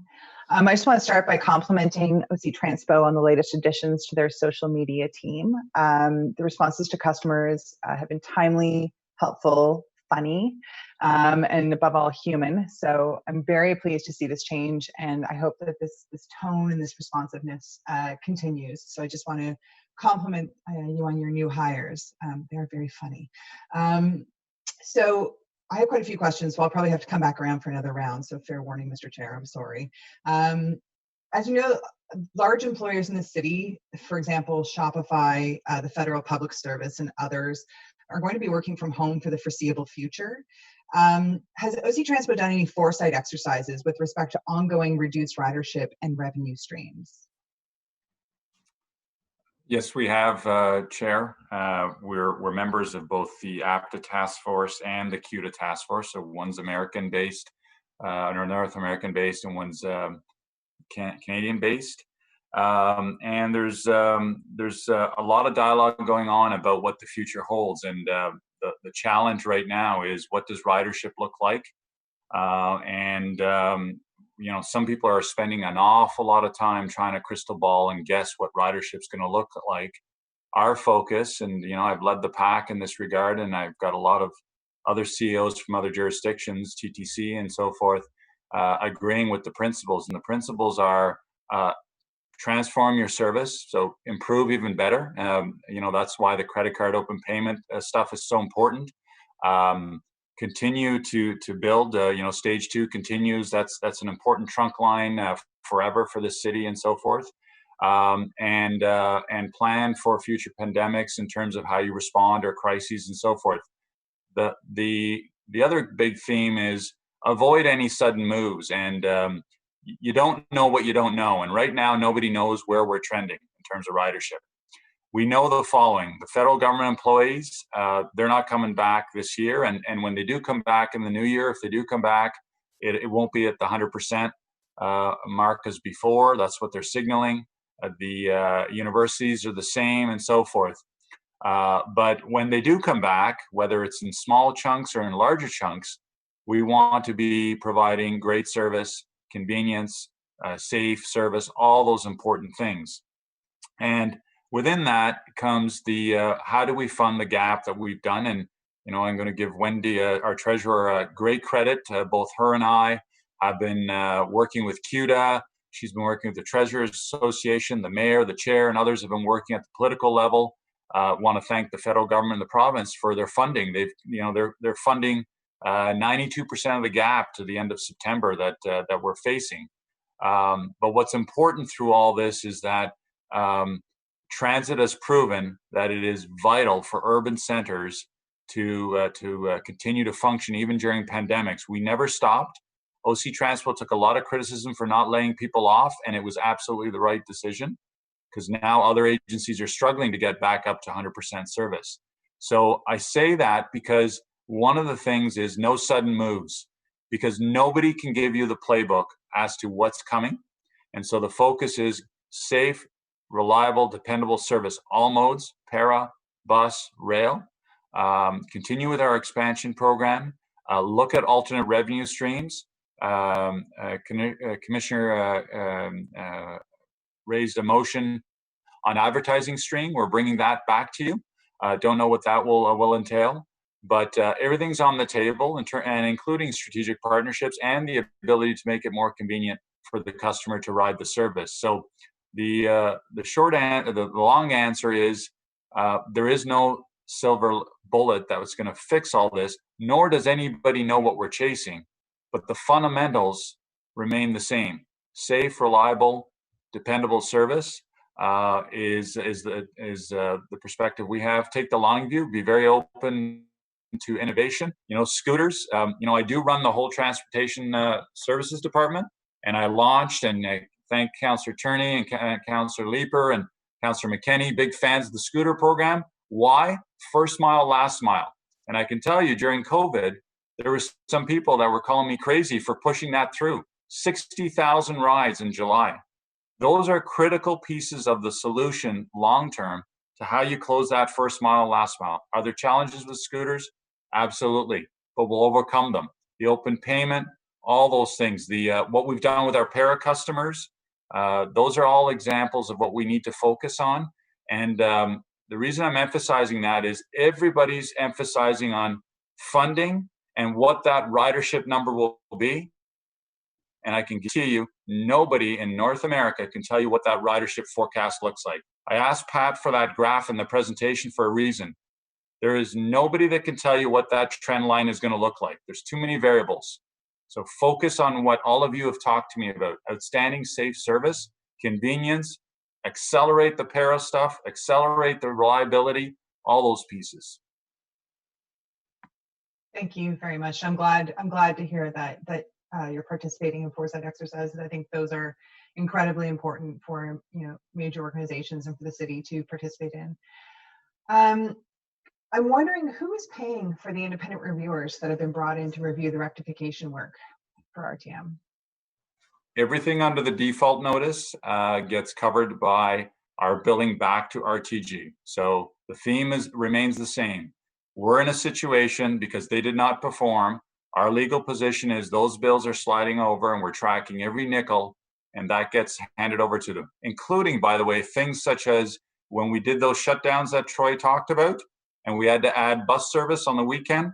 I can tell you that's getting deducted from their payments. And most of them, they're understanding and agreeing. Some of them, they're not, and they will contest because they've got their legal team that wants to challenge certain things. But all of that gets tracked, and it's being deducted off of their payments and or being held back, combination thereof. Okay, thank you.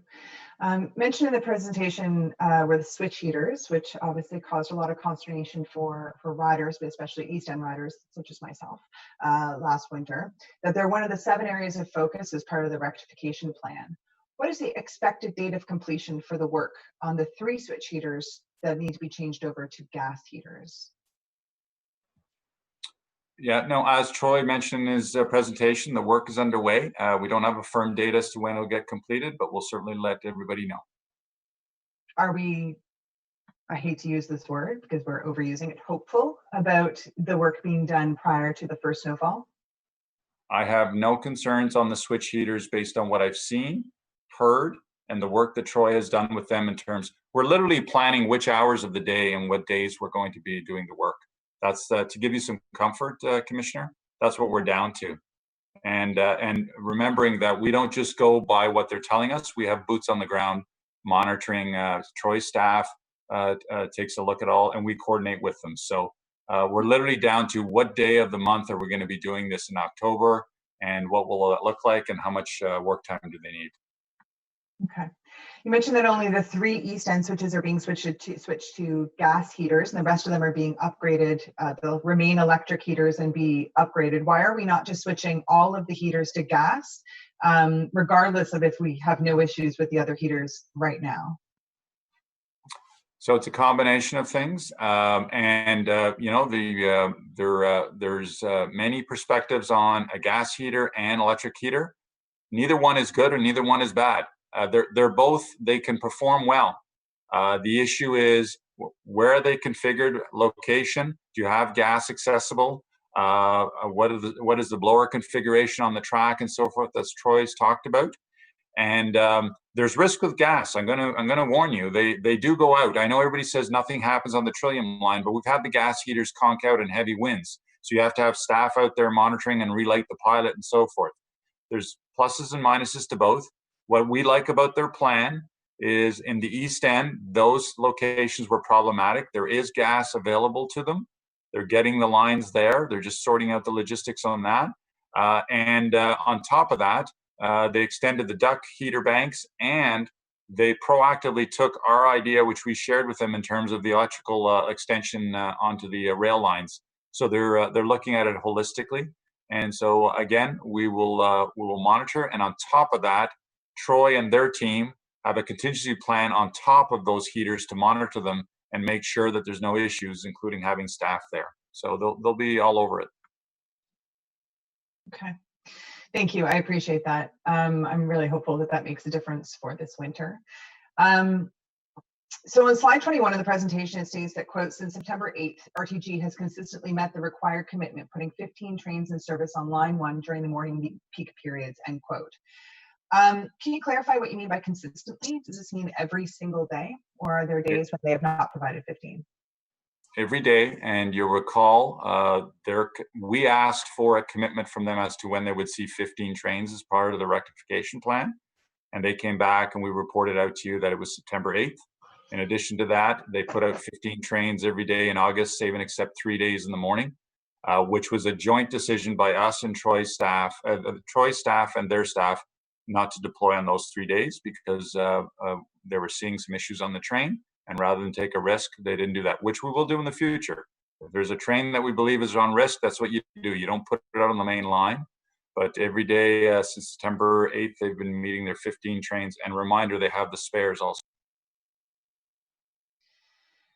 Thank you. I appreciate that. I just wanted to make sure that we were being clear on what consistently meant. So you refer, Mr. McKenny referred to, quote, quick best-in-class response to issues occurring on the line in opening remarks. So for example, on September 4th, a brake fault occurred and it took nearly an hour to resolve. So how long on average does a brake fault take to resolve?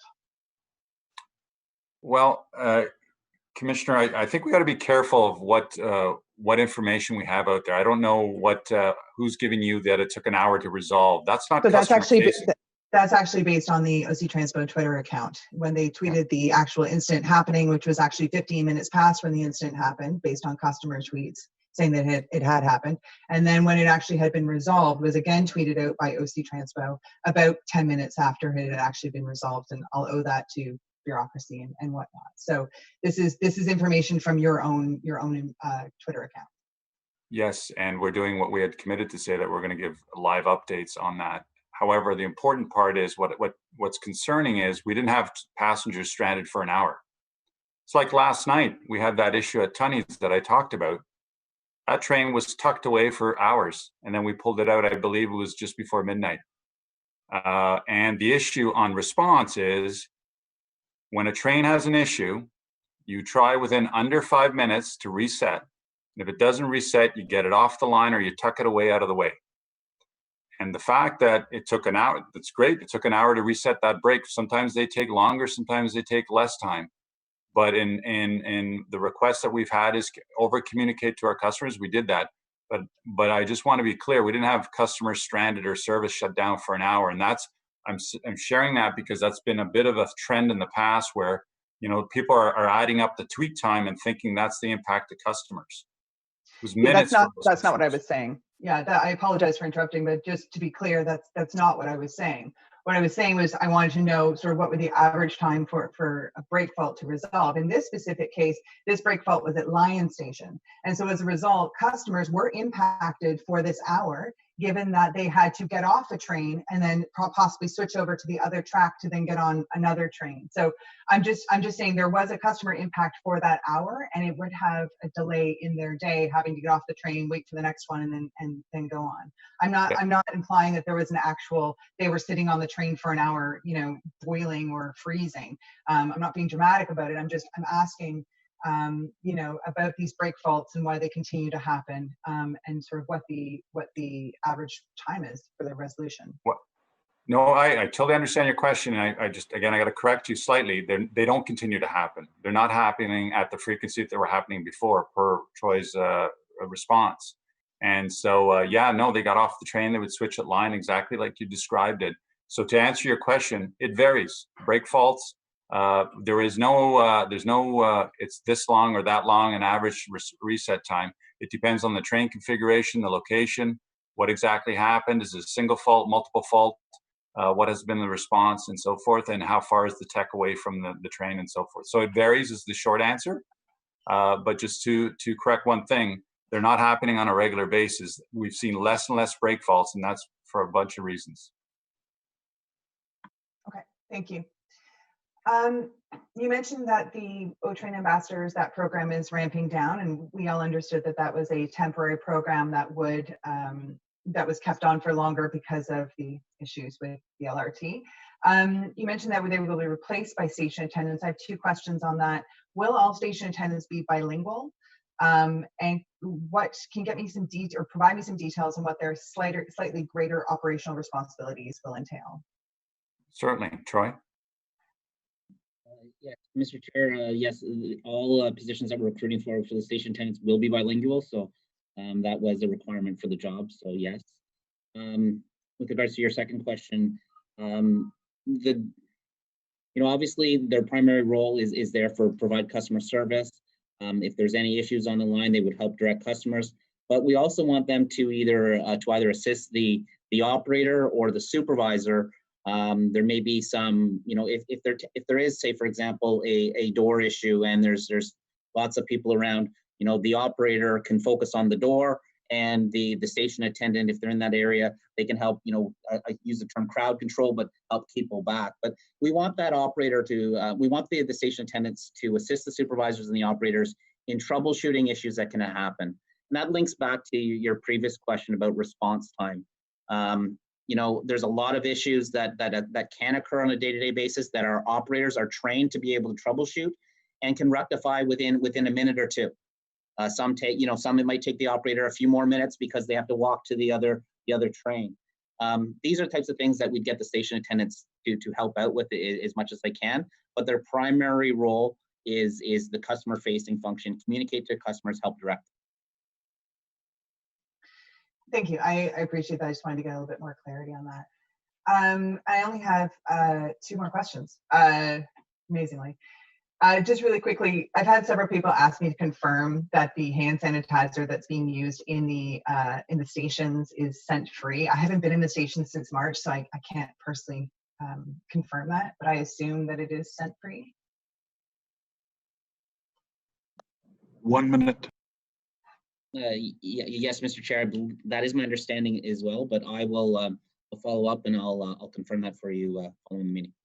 Thank you. That's important just because the city's own policy on a scent-free environment. So it's incredibly important. And my last question, not to raise an old issue, but is there any update as to the source of the odors at Parliament and Rideau stations?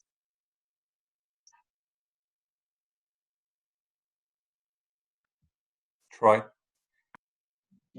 Yes, Mr. Chair, with regards to the odor at Rideau Center Station specifically, it was attributed to the water that was leaking, and they've been undertaking the injection grouting to stop those leaks. So that was a definitive result from the inspections, or I'm not sure the correct term, but the work that we had done. With regards to Parliament Station, unfortunately, that one still remains a bit of a mystery. Right now, we're not experiencing that odor, but we do believe that it might be, there might be some triggers or some seasonal aspects to it. But so nothing definitive on the Parliament Station, but Rideau Station, we could say fairly confidently that it was related to the water. And RTG took steps during those shutdowns as well to stop that from happening, and we've seen an improvement. Excellent. I guess time will tell. Thank you. Thank you, Mr. Chair. Those are actually all of my questions. That's great. Thank you, Commissioner Wright Gilbert. Next up is Councillor Kavanagh, please. Hi there. And thank you for the update in the report, and thank you for my fellow commissioners for their questions.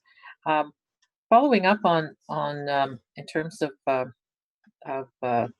the fact that we're an essential service, and we're talking about the revenue stream being, it was pretty scary there, running a whole bunch of buses, full complement at first, with no ridership.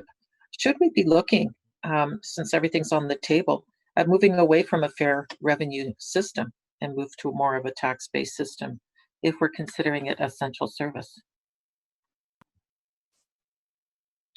So Chair, that's a big policy discussion that I would recommend. If you want to go down that road, you should consider that as part of budget and or the long-range financial plan. It's a great question. Look, LA just struck a task force to look at whether or not they should go that model. I know that I think it was Minneapolis did the same. Here's the thing. There's a few jurisdictions that have done that. The fare box recovery in those cities, so I'll take Minneapolis, I think they recover something like $17 million. That's it. So they're subsidizing at like 83, 90%, very, very high percentages. And for those that have moved to that gap to close that is it's very, very easy. You're at that 50% mark. So of the $500 million that you spend on transit, you're recovering almost half of that. And those are very, very large, either, the three levers: tax increases, transit levy, or service. Those are your three options. And so you would have a massive funding challenge before you. I'm not stating whether it's a good or bad thing. I'm just, that's all a policy discussion that council would need to consider. So I just wanted to put that out there, Councillor, because it's a very good question. There are some jurisdictions that are looking at, do they move to no fare payment? And the ones that have done that, LA just recently announced that. Yeah, I think they're at max 30% fare recovery or even less. And so their gap is much, much smaller than ours. Our approach on that stuff is that the equity inclusion lens is now even stronger and an important critical element, because what we saw through COVID, I'm trying to pull the data out, is those that are less fortunate than many of us had the biggest impact and depended on transit the most. So my advice would be, how do we push the equity inclusion lens even further?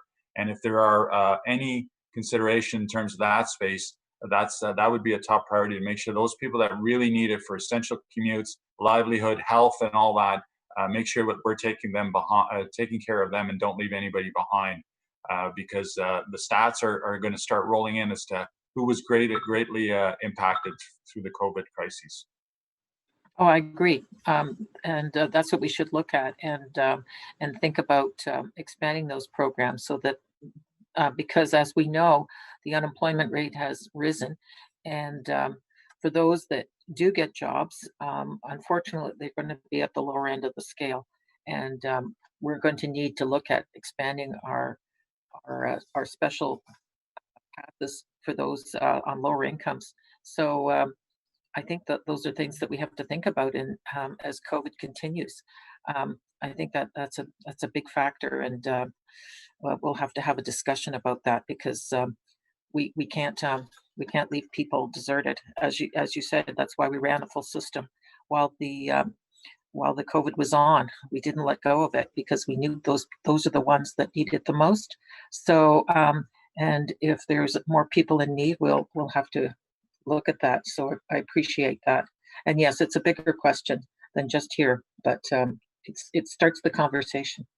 In terms of COVID, one of the things that's being done at STO is just having arrows on the floor of the buses or whatever, so that people just go one direction, just like supermarkets. Are we doing that at all? I don't know if I missed that in the presentation. No, we're not doing anything significant in terms of flow. Our preference was to go with the engineered solution on, and again, our team, all these great senior leaders here, they don't brag enough.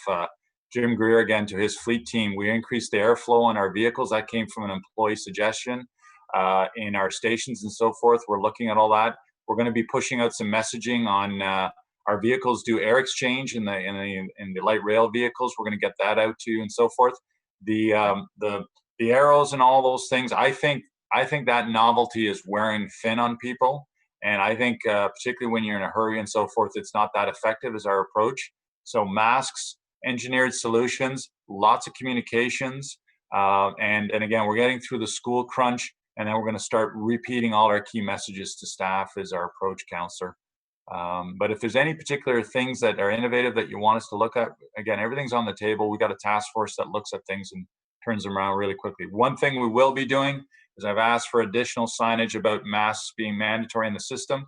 Again, our friends at TransLink are doing a phenomenal job. Every space that's available, they're putting up decals to remind people about masks. Okay, what about just on buses though? Just to ensure that, I mean, it's supposed to be that way, that you get on at the front and you go to the back. But there's always somebody who's going to try and get off on the front, and it's just causes more back and forth. Can we even just recommend it for that, just for the buses, not necessarily? Yeah. No, I think that's great. We'll take that away. I think an enforcement message or a reminder message that go through the back door is good. We'll add that to the mix. Okay, that's great. Thank you. I've been reading about bird collisions. This is the time of year, and they've been running into the stations. Is there something being done about that in terms of prevention? This is the time of year that birds are migrating, and unfortunately they still hit glass, and a lot of them are our stations. Are we working on a solution on that? Councillor, I'll have to pull out, I know we responded to that in the past. I can't remember if it was yourself or somebody else that inquired, or perhaps it was Councillor McKinney, but I know we've done some vegetation planning and so forth, and I'll certainly look at that. And I think I just got to check with Michael. I think we're doing some stuff on stage 2 also. I'll have to double check and get back to you. Okay, yes, and especially for stage 2, I would really like to be able to tell people, being as we've got 6, probably 7 stations in our area. In terms of the service, we talked about the data sharing with apps on bus arrivals. How's that going? I'm going to have to ask Pat to give us an update. Thanks, John. Mr. Chair, I can say that we have moved all of the information we're feeding to the independent apps to a more recent, a more modern interface. They call it an API. There is still more coming up in the next few months on the OC Transpo end of it, as we change our old vehicle location system, which is home built and quite old, over to the new commercially supported one with all the modern features. That's a project which continues. So step by step, we're moving along that path. Do we have a time frame of when we can announce to the public that these are available? When we have that, we will certainly share the information with you and with our customers. We can't yet say with confidence when that will happen, because it's implementing a new system is one of many things that requires staff attention, and where that attention has been given more recently to responding to COVID and to improving the reliability of train operations. So it continues to be on our work plan, but it isn't done yet. Okay, thank you. One thing that we're going to face this winter is it's not just the reliability of the train service, but it's always about the connectivity of getting to bus stops, etc. One of the things that our area is going to face is we're actually going to have some bus stops missing. I just had a meeting with Stage 2 and OC, and thanks, Pat, for coming out to talk to people about the fact that routes are going to have to get changed because of the proximity to the Stage 2 construction. And we're losing a few bus stops temporarily, well, for a couple of years. But since people have to walk a little further, snow clearance is going to be really, really important. I'd like to tell them that they can rely on snow clearance even if they have to walk to the next bus stop, because their regular bus stop is not going to be there for a bit. These are highly used ones, and there's no way around it. The construction is right there, and right on Byron, etc. So I'd like to hear a commitment about working with Public Works on snow clearing to get to buses. Councillor, just to re-echo what you and I talked about, you've been crystal clear with me. As you know, you and I are going for a bike ride in your ward. You're going to show me all that stuff. There's a reason for that, because I'm coming back. Don't tell Councillor Leeper. He's going to ask me for a bike ride also. No, he'll want to go on a scooter.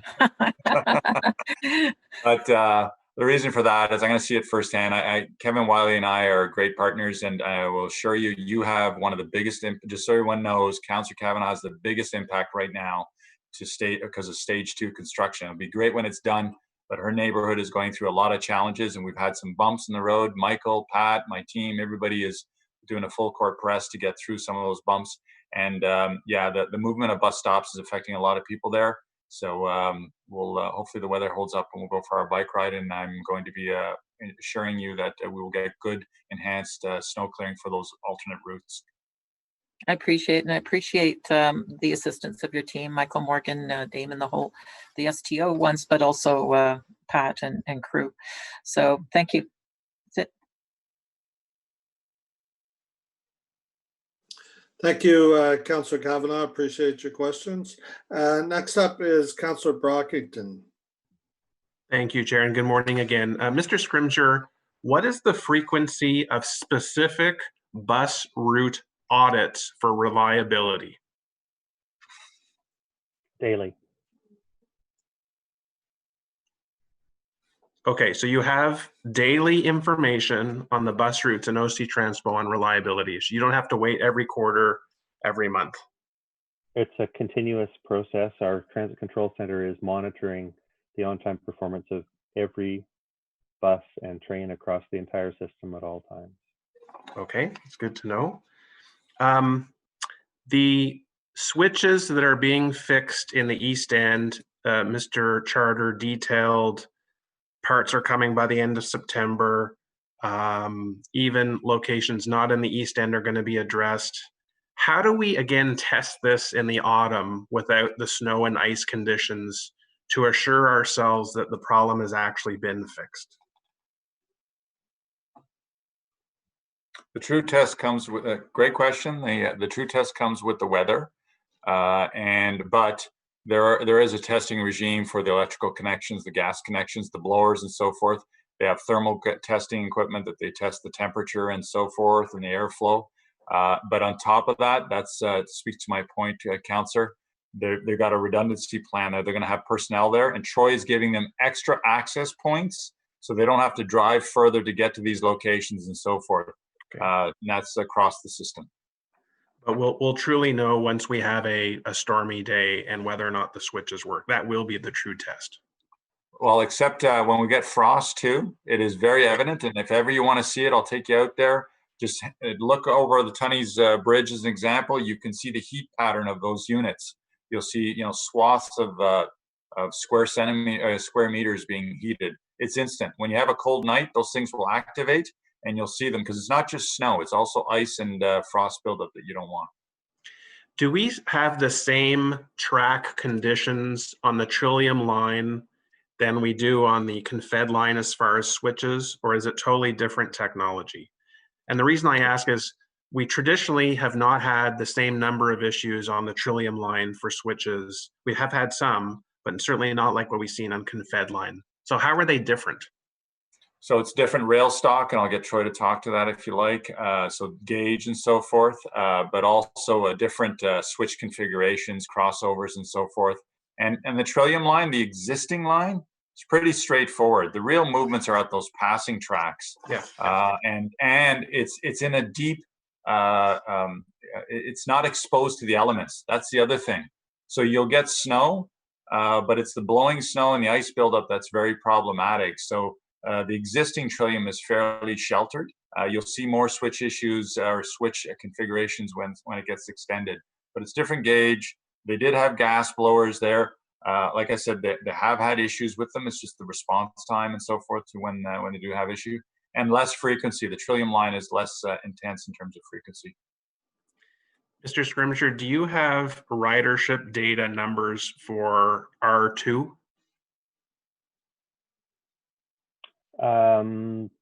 We are collecting ridership data from all our buses, and we will be building up knowledge as the buses that are equipped with counters cycle over the Line 2 replacement buses. We, in particular, will be looking at how are we doing since September, when some students are on campus, and we'll be watching that over a couple months to see if there's any patterns building up. Okay, but since R2 went into service, do you have data? I mean, where am I going with this? It's a long route. I expressed concerns about running this route. My observations has been ridership has been very low. I'm sure there are times when people have taken it, but I'm questioning the expense to run this parallel route when the demand just isn't there. Certainly demand is lower, especially with Carleton University running at lower levels, and you know, we're managing it. We haven't had to add as much additional service as we were ready to add in this fall. Some of those resources are being used instead to handle the different hours that the high schools are attending. So those resources that would have been there haven't needed to be assigned there, but it remains an important trunk rapid transit line on our network, and because the travel times are longer than they would be with the train in place, one way to keep the customer experience better than it would be otherwise is to keep the departures fairly frequent from the terminals. Do we know the percentage of riders we've lost who have not taken UPass this semester and what that equals in revenues? We know the number of UPasses we have sold, and we can compare that to budget, if that answers the question. Yeah, can I get that data at some point? I think so. I'll talk to our colleagues in finance and find out. Usually the appropriate time to do that is not quite this early in September, as sometimes there's some back and forth as students arrange their travel needs through the month of September. But I'll find out when's the best time to do that, and whether that's easy to share. Okay, thank you. And just to, Mr. Manconi made a point earlier on about some criticism about staffing levels being maintained through the pandemic the last 6 months. What I would like to see is a transit system that I think we all agree we want to maintain consistency and reliability. There's no dispute there at all, but we need to provide a service that matches demand. And I think that as we're going into the 2021 budget, which no one's really discussed yet today, and the significant revenue shortfalls that we're going to be facing, we need to offer service that matches the demand that's out there. And if Mr. Scrimger says we're down 72% in ridership, then there has to be a reflection in the service that we provide. And that is the monkey in the room, or the elephant in the room, about how 6 weeks from now, when the draft budget is released, how is that going to reflect? How is that going to be reflected in that? So that is a significant thing we have to wrestle. The last thing I'd just like to ask, and I don't expect an answer today, but Mr. Manconi, if you could just agree to this and just provide the commission an answer in writing, is I'd like to see how, when phase 2 is completely constructed and ready to be independently assessed before we take the keys, I would like to know, based on what we did for phase 1, how our assessment is going to change to ensure it's broader, more in-depth, greater ability to find problems, find issues. Because all of the issues that have been working since Revenue Service started were not identified by our independent analyst or team of analysts that we had. So I'd like to know, how can we take lessons learned from that independent review or test of phase 1 and apply it when the time comes, before we accept the keys, to phase 2? It's just, how can we have a broader test review to make sure those issues are ironed out? And again, I don't expect Mr. Manconi to be able to answer that today, but I would like to have a sense going forward that we have a plan. So thank you, Chair. Certainly, Chair, I can respond to that, and I'll comment on the previous comment also. So absolutely, Councillor, we can give you that, and we'll do that under the umbrella of FEDCO committee, because that's where the stage 2 mandate rests. Sure. And I can tell you that already we've changed how we do assessments and a proactive approach to schedule monitoring and adherence and so forth. And with respect to the service matching demand, that's a very important policy discussion you put out there, and it fits into the future budgets. Just to give you order of magnitude, if we needed to go in that direction, we're talking of double-digit service cuts to across the board. So right now, what we've done is we have put out all the service we can so that there is as much social distancing as possible and so forth. But if the direction in the future budgets is that if federal funding and provincial funding dries up, and there's a possibility of that, you've heard the city manager speak loud and clearly about service reviews. But I just caution you in that regard.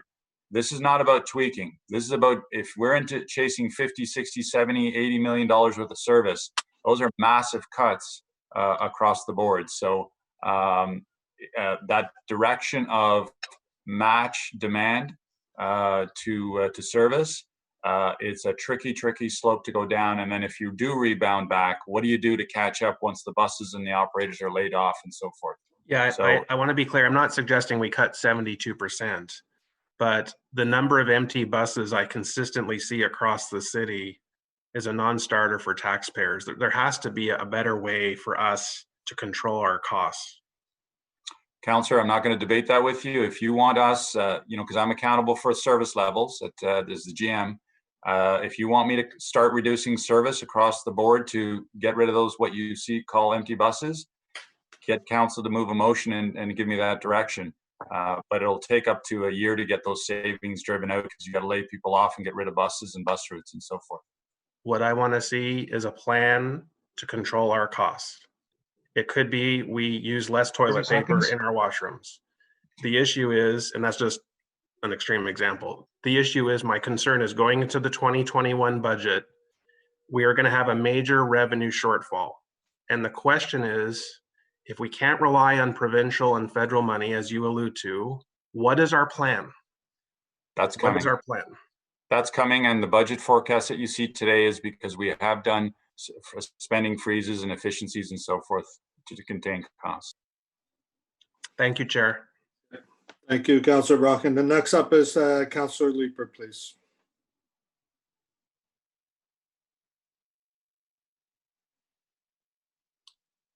Are you there, Jeff?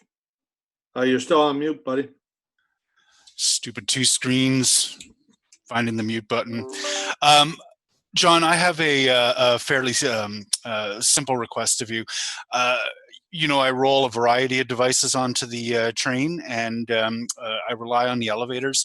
I know a lot of people right now are trying to wave people through. They're trying to be single passengers in the elevator. I know that I do. If somebody else is waiting, I'll wave someone through and wait for the next one.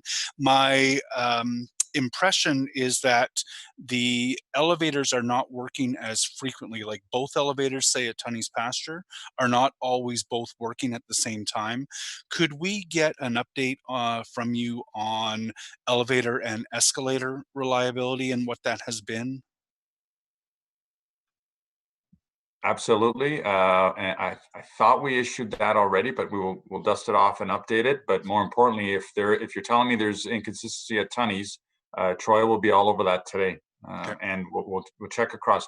Great point. The elevators are being used more because there is a lot of people with other devices that they're using for that last first mile.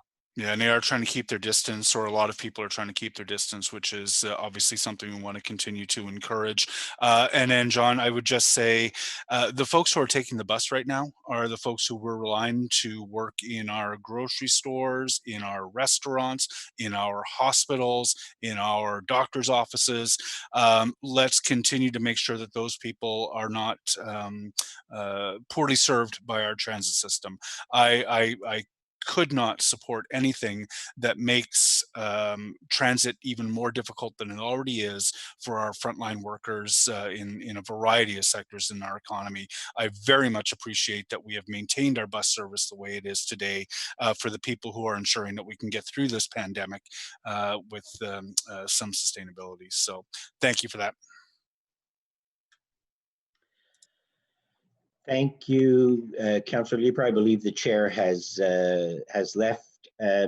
Christopher is the next person. Commissioner Olson, according to your records. That would be correct. Thank you very much. Commissioner Olson, please. Thank you. Thank you.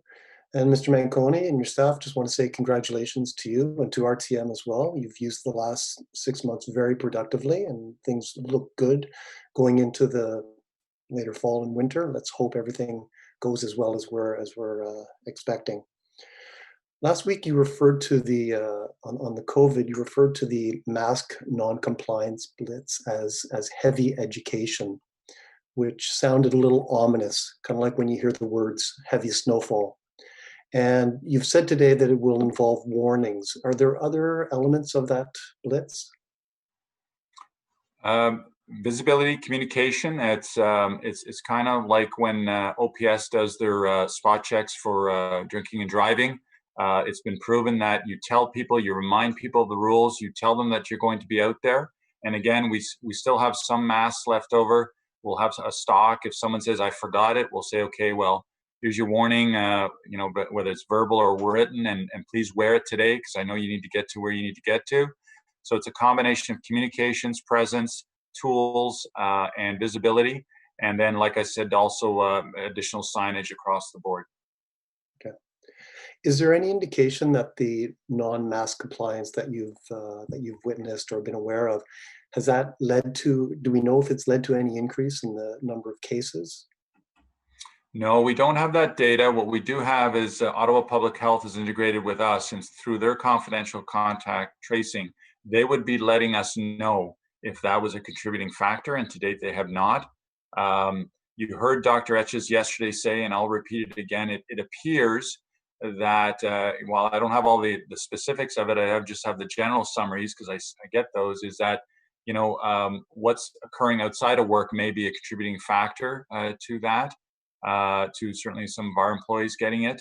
So if, because we put them on high alert that if there's something we're doing or we need to do more, we want to know about it. So it's not to date, we're, you know, thank goodness, there's nothing indicating that transit is contributing in any significant way based on what we hear from OPH. Okay. Do you know if any cases in the city in general or among OC Transpo staff have actually been traced back to trains, buses, or stations, or any, I guess, OC Transpo facilities? Again, we don't see the confidential reports because we're respecting everybody's privacy. What happens though is public health would let us know if there is a gap. So for example, if there was a contributing factor at one of our facilities, the driver's lounges or something like that, they would let us know. What they have done very proactively is when we had that little spike a couple of weeks ago, they came back and they did visits with us through our staff facilities. And we had some cleanup we had to do, not physical cleaning, but enforcement of number of people in the lounges. We have a prayer room that we had to restrict the number of people in there, the wipe down pre and post use of the prayer room, those types of things. And then just recently we proactively brought them into our control room because that's a closed environment with a lot of people. We're just doing our due diligence. So it's all about checking and proactively looking at your processes and sub-processes to make sure they're not contributing. So there's no red flags, thank goodness, currently. Okay, and final question. Ottawa Public Health has identified different areas, wards of the city that are relative COVID hotspots. It's on their website. So Alta Vista, for example, Beacon Hill, Searville have much higher rates of COVID than other parts of the city, including, say, Canada and Stittsville. Is there any move by OC Transpo with Ottawa Public Health to try to blitz those areas as well about more education, about masks, about other things? It's a great question. Our task force is looking at it by routes, by neighborhoods and so forth. And any data that OPH gives us, again, everything we do in response to COVID, we always run it by our joint health and safety committees and our COVID relationship with public health. Okay. So we'll do exactly what you're suggesting. Excellent. Thank you, Mr. Manconi. That's it, Mr. Chairman. Thank you. Thank you, Commissioner Olson. Mr. Manconi, did you want to add something about the team before we go on to our next commissioner? Yes, Chair, thank you. I know in our presentation, we made some comments about root cause on the crack wheels. I know the lead investigator has already reached out both to myself and to the city manager. I just want to make sure we're absolutely clear to where we stand with the TSB investigation. The TSB has not signed off on anything on root cause. Their investigation is ongoing. What we've looked at and what we've concluded is we believe that is the root cause. But I want to give full public disclosure that the TSB investigation is continuing. They have not signed off on that, and it will be a while for them to do that. And so, again, I know that Mr. Johnson, who's the lead investigator, has some concerns about us publicly sharing that, and it's not ill intent in any way or to give a false sense of security. It is a robust process that we all have that we put forward on here, but I wanted to make sure that members of commission knew the TSB investigation is still ongoing. Okay, thank you, Mr. Manconi. Next up is Councillor Gower, please. Thank you, Mr. Chair. And just a point for my fellow councillors and commissioners. It turns out if you lose internet connection and you have your hand up, your hand goes down. So I thought it was on the list quite a bit earlier. Anyhow, Mr. Manconi, you touched on RTG paying attention to the macro and the micro, which is encouraging to hear, and the right approach. I've mentioned this at our commission before. I think sometimes we have some difficulty finding the right balance between macro and micro. I think right now we're very focused on micro or missing some of the bigger picture things about the future of transit in our city, which may or not be entirely within the purview of this commission. It's also FEDCO and council. But I wanted to just hone in on something with communications, appreciating that the last year has been very difficult with all of the issues with LRT and buses. Your approach has been to over-communicate, and we all appreciate the transparency. I think that there's a point, though, where that over-communication can become a bad thing. When the communication is happening through Twitter, we lack some context. It came up in one of the earlier commissioners' questions around, I think it was a brake fault that was brought up. Over-communication can be a problem if you happen to miss something, and then the public might think that you're hiding something or not being transparent. And the other one is, when you have a constant barrage of issues without context, you kind of lose the forest for the trees.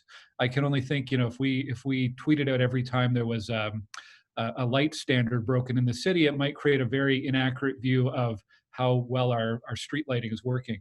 And as we hopefully move towards a phase where issues aren't happening with such frequency. Do you see a need, or are you, I just wonder if you could comment on how that communication might evolve. How do you give more context, or will it be as necessary to tweet out, whenever there's an animal on a track, for example?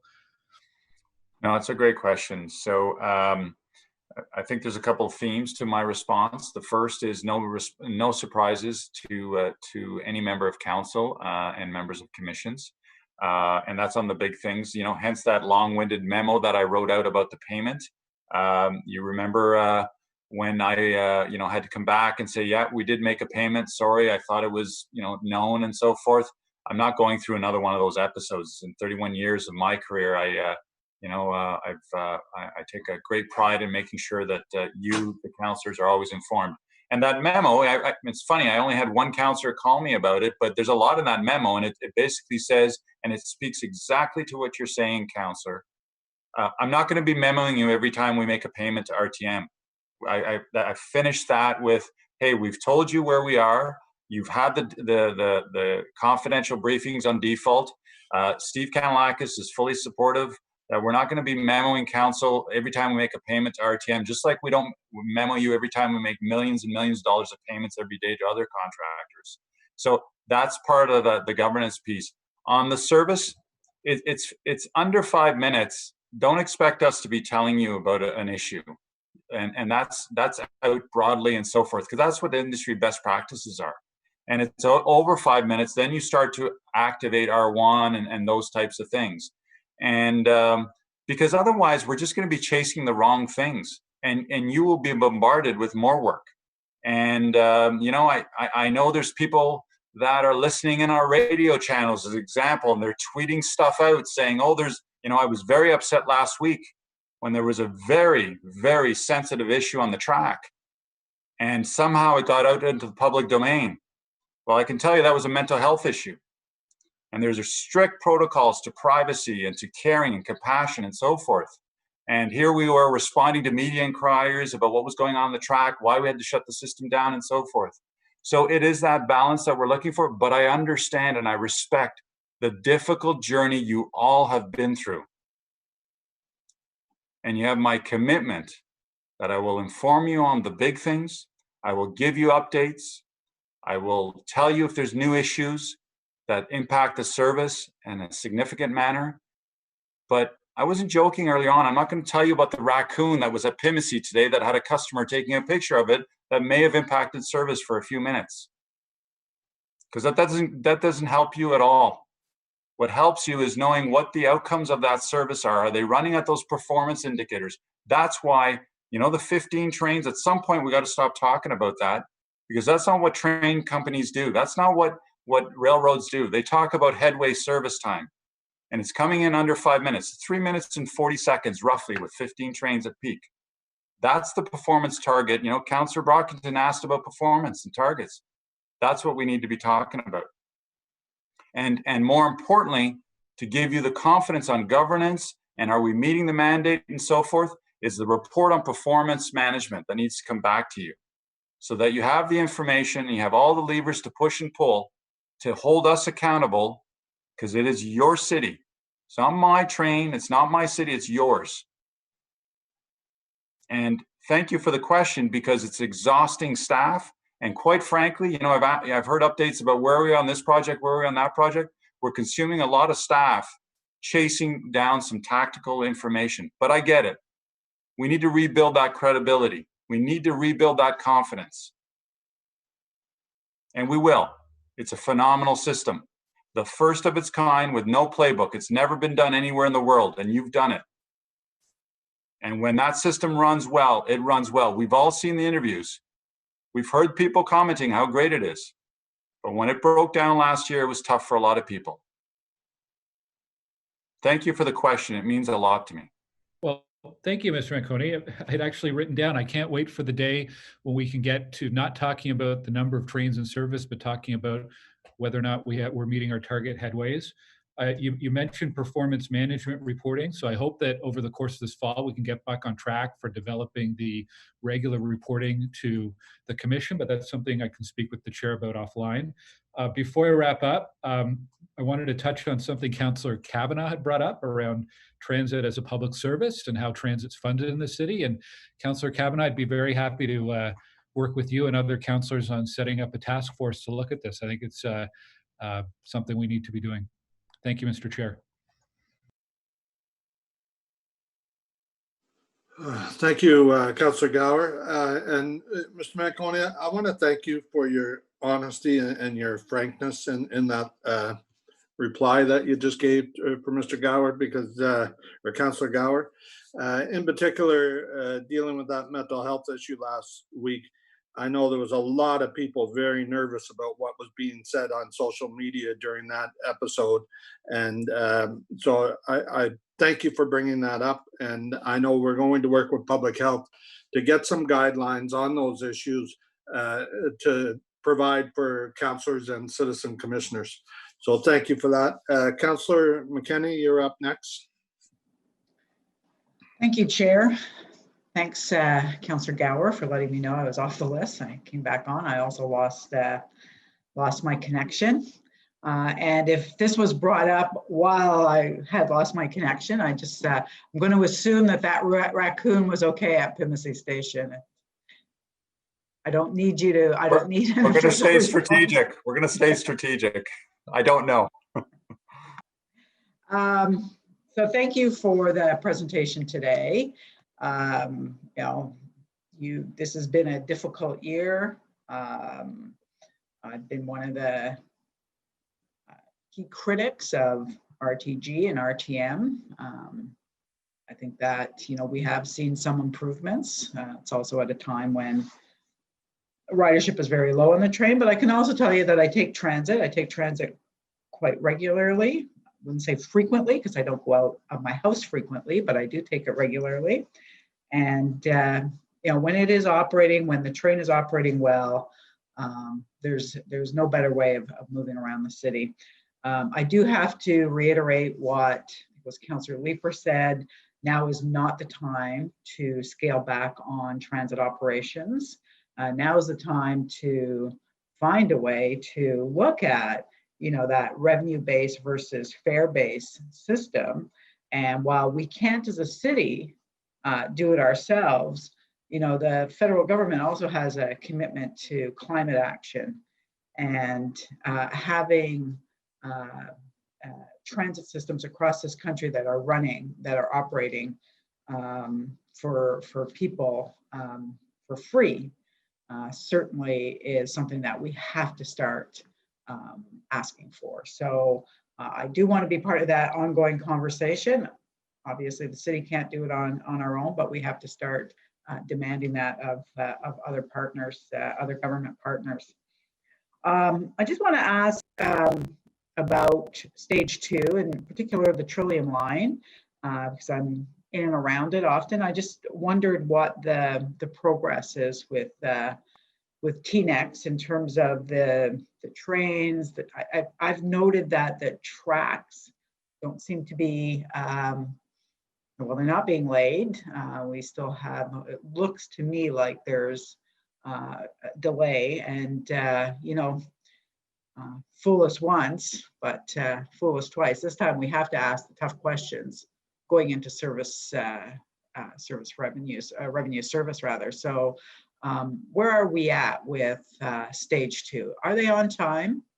In particular TNEX, because there was, you know, there was quite a bit of questioning around the, you know, SNC Lavalin getting that contract. So I'm quite, and I think I will be asking this question monthly. I want to know where they are in terms of revenue, their project agreement, their project agreements. And if I can't ask that now, I will do a full and very comprehensive inquiry. Well, we were going to see if John can answer that question now for you, but as soon as you said you want to start asking that monthly, I'm going to ask that be asked monthly at FEDCO versus transit, if it's a question on the stage 2 progress, please. Yeah, sure. John, is there anything you can give her now, or should we postpone to FEDCO? No, I think it should go to FEDCO. I would just say the following. We just gave an update at FEDCO. There's a video, there's a report, a presentation on that, and laying of tracks, that's not the indicator. The indicator, if you look at the video and the update, there's a lot of structure work that's being done. That's the critical path and the vehicles. So, Councillor, you know the response is FEDCO. I mean, I'd be happy to give you more. And by the way, fool me once, fool me twice. That's directed at others, I hope, and not this team. The due diligence of watching the schedule oversight, I think somebody asked that earlier on. We are doing all that, and I'd be happy to elaborate at FEDCO where we are and what the challenges are, and if there's issues. Okay. Okay. No, I appreciate that it's not in terms of reference here, but certainly I will be bringing it to FEDCO, and just want to make sure that we're keeping our eye on stage 2, in particular for me, the Trillium line. Thank you. Okay, thank you, Councillor McKenney. Don't go too far because Councillor Menard's up next, and then that's it. So we'll be going to item number 2, which you held. So hopefully you can stay with us. Councillor Menard. Thanks very much, Chair. It's a beautiful day outside, trying to get a bit of fresh air while we're going through this meeting, but it's been very interesting to listen to, and thank you for staff and all the councillors with the questions. It's been very, very helpful to get the information today. I just wanted to jump in on transit as a service and, some of the task force that Councillor Gower was talking about, and Councillor Kavanaugh and Councillor McKenney. Personally, I've been working with the school boards in Ottawa, as well as OSTA, the Ottawa Student Transportation Authority, and I've also raised this now with OC Transpo too, around transit as a service, similar to a Victoria model, where they've implemented a no charge service, or if you want to call it a UPass, whatever it may be, for students and folks under a certain age, and they've done it through different revenue streams, but it's worked out very well. And so I think that's the type of conversation we need to be having in Ottawa as well, and looking at transit as a service. And certainly those conversations have started. We're going to be releasing a paper shortly on some of this information. But I do want to follow up and see if we can get a task force started with councillors and look at this idea more wholesomely, given what has been occurring across North America in this regard. So I just wanted to jump in and mention that, and thank staff for the wholesome updates today.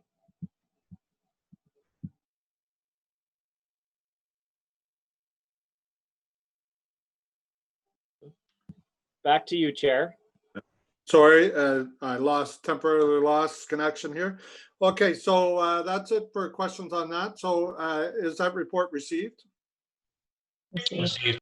Thank you very much. And thank you, Mr. Manconi, and your entire team for all their work on that. Item number 2 is the delegation of authority contracts awarded for the period from July 1st, 2019 to December 31st, 2019. And Councillor McKenney, you had a few questions? Thank you, Chair. Yeah, they should be quick. I was just looking at the purchase orders, and down at I think it's the very last item, I don't have it up on my screen, the bottom of the document is a line item to purchase 11 40-foot transit buses from Nova Bus, and I just wondered if that included the electric buses that the commission was directed to be bought back in June 2019. No, that's a different contract. Okay. And will the electric buses be actually ready for service on December 1st? I think that was part of the RFP, was that we would have a number of electric buses available. We're going to be bringing forward an update in that regard on that bus. I mean, we're moving along. COVID had some impacts on staff resources, but we've got an update coming on that. At the next Transit Commission, is that, or at? No, I was thinking of issuing a memo. I know other councillors had questions, and I know the mayor, the chair, everybody's been asking. So, as things relaxed a bit, everybody's now asking where are all the projects, and so where all the projects, there's been a lot of work going on. So, but we'll give you a wholesome update. Okay, I look forward to that. Thank you, Chair. That's all. Thank you, Councillor McKenney. So is that report received then? Sorry, Mr. Chair, I have a question. I think also, so does Councillor Cloutier. Oh, sorry, go ahead. Thanks. Oh, sorry, now my phone's ringing. Goodness, apologies. I only have one question. So in line 2 in the document is listed under professional operations and maintenance services for the city's Confederation Line Light Rail Transit Project in the amount of just over $550,000. The vendor is listed as STV Canada Consulting Inc. According to their website, they're an architectural engineering, planning, environmental, and construction management services for transportation systems, infrastructure, buildings, energy, and other facilities. Very long description. What does this work entail? STV has been providing support through 2 ways. They're part of the consortium that's doing the engineering design for both stage 1 and stage 2, which went through a competitive process.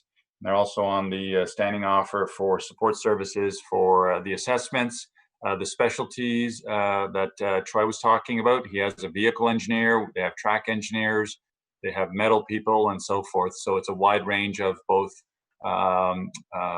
railway, and wayside systems. So a wide range of support to us. And I would imagine I'd have to look in the details. A big chunk of that is the rolling tab that we have going back to RTG.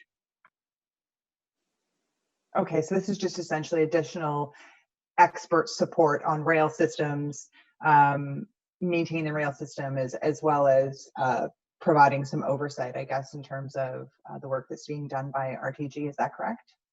Yeah, and in the specialized areas. So, wheel experts as an example, metal experts, you don't retain those on staff because you don't need them on a regular basis. So you consult for those people. Okay, excellent. I was just wondering about that, but thank you very much. That's it for my questions on this item, Mr. Chair.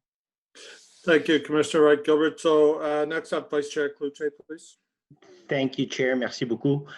John, or Pat or Troy, very quickly, line items 10 and 18 refer to the operations, the maintenance, and support of the automated fare control systems and the back office support. Is that not part of the RT? Why is that an OC Transpo purchase? Is that not part of the RTG RTM contract for the operation of the LRT?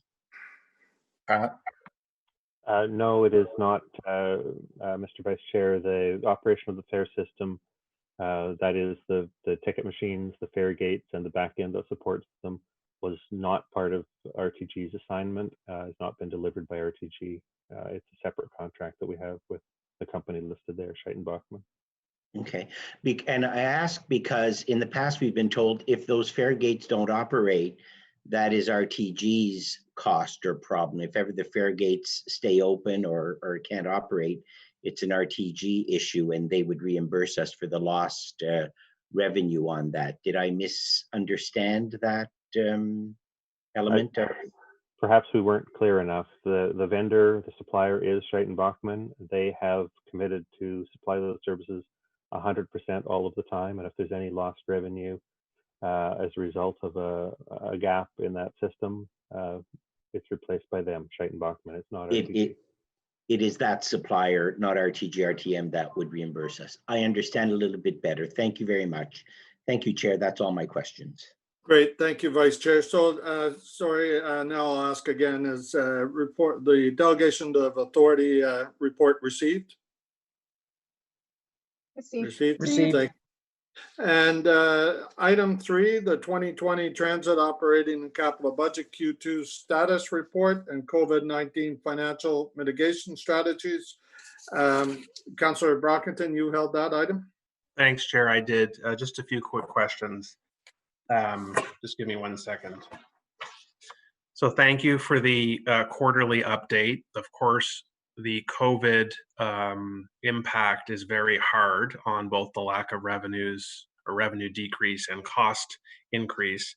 I just wanted to focus first on the non-COVID deficit, which is at the very bottom of page 5. Staff indicate a non-COVID deficit of 12.4 million, citing insurance, higher staffing costs, and the addition of R1 and S1. Could staff just, what's driving that? Is the insurance cost driving that? Insurance has been on our minds lately? Is it the additional staff? What's the key issue here? Yeah, good afternoon, Counselor. It's Wendy Stephenson here. And what's driving that is really the insurance claim cost. Okay, Yeah, so it's approximately 37% of that piece. very good. Good to hear your voice. Either to you, Madam Treasurer, or Mr. Manconi, we have, as a council, agreed to freeze fares in 2020, and there was talk when this decision was being debated that it would have to be revisited before the calendar year ended. What is going to happen with fares? Where is the discussion about the future of fares for council or the Transit Commission?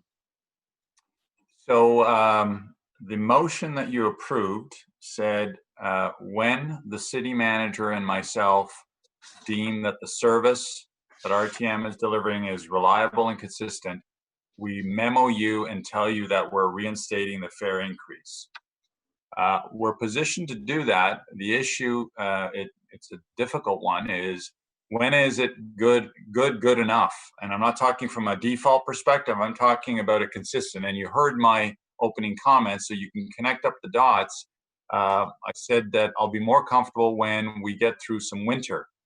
The challenge with that is we're running out of months to institute any fare increase, and there's a compounding effect because that just builds over the years. It's hundreds of millions or millions of dollars that gets compounded.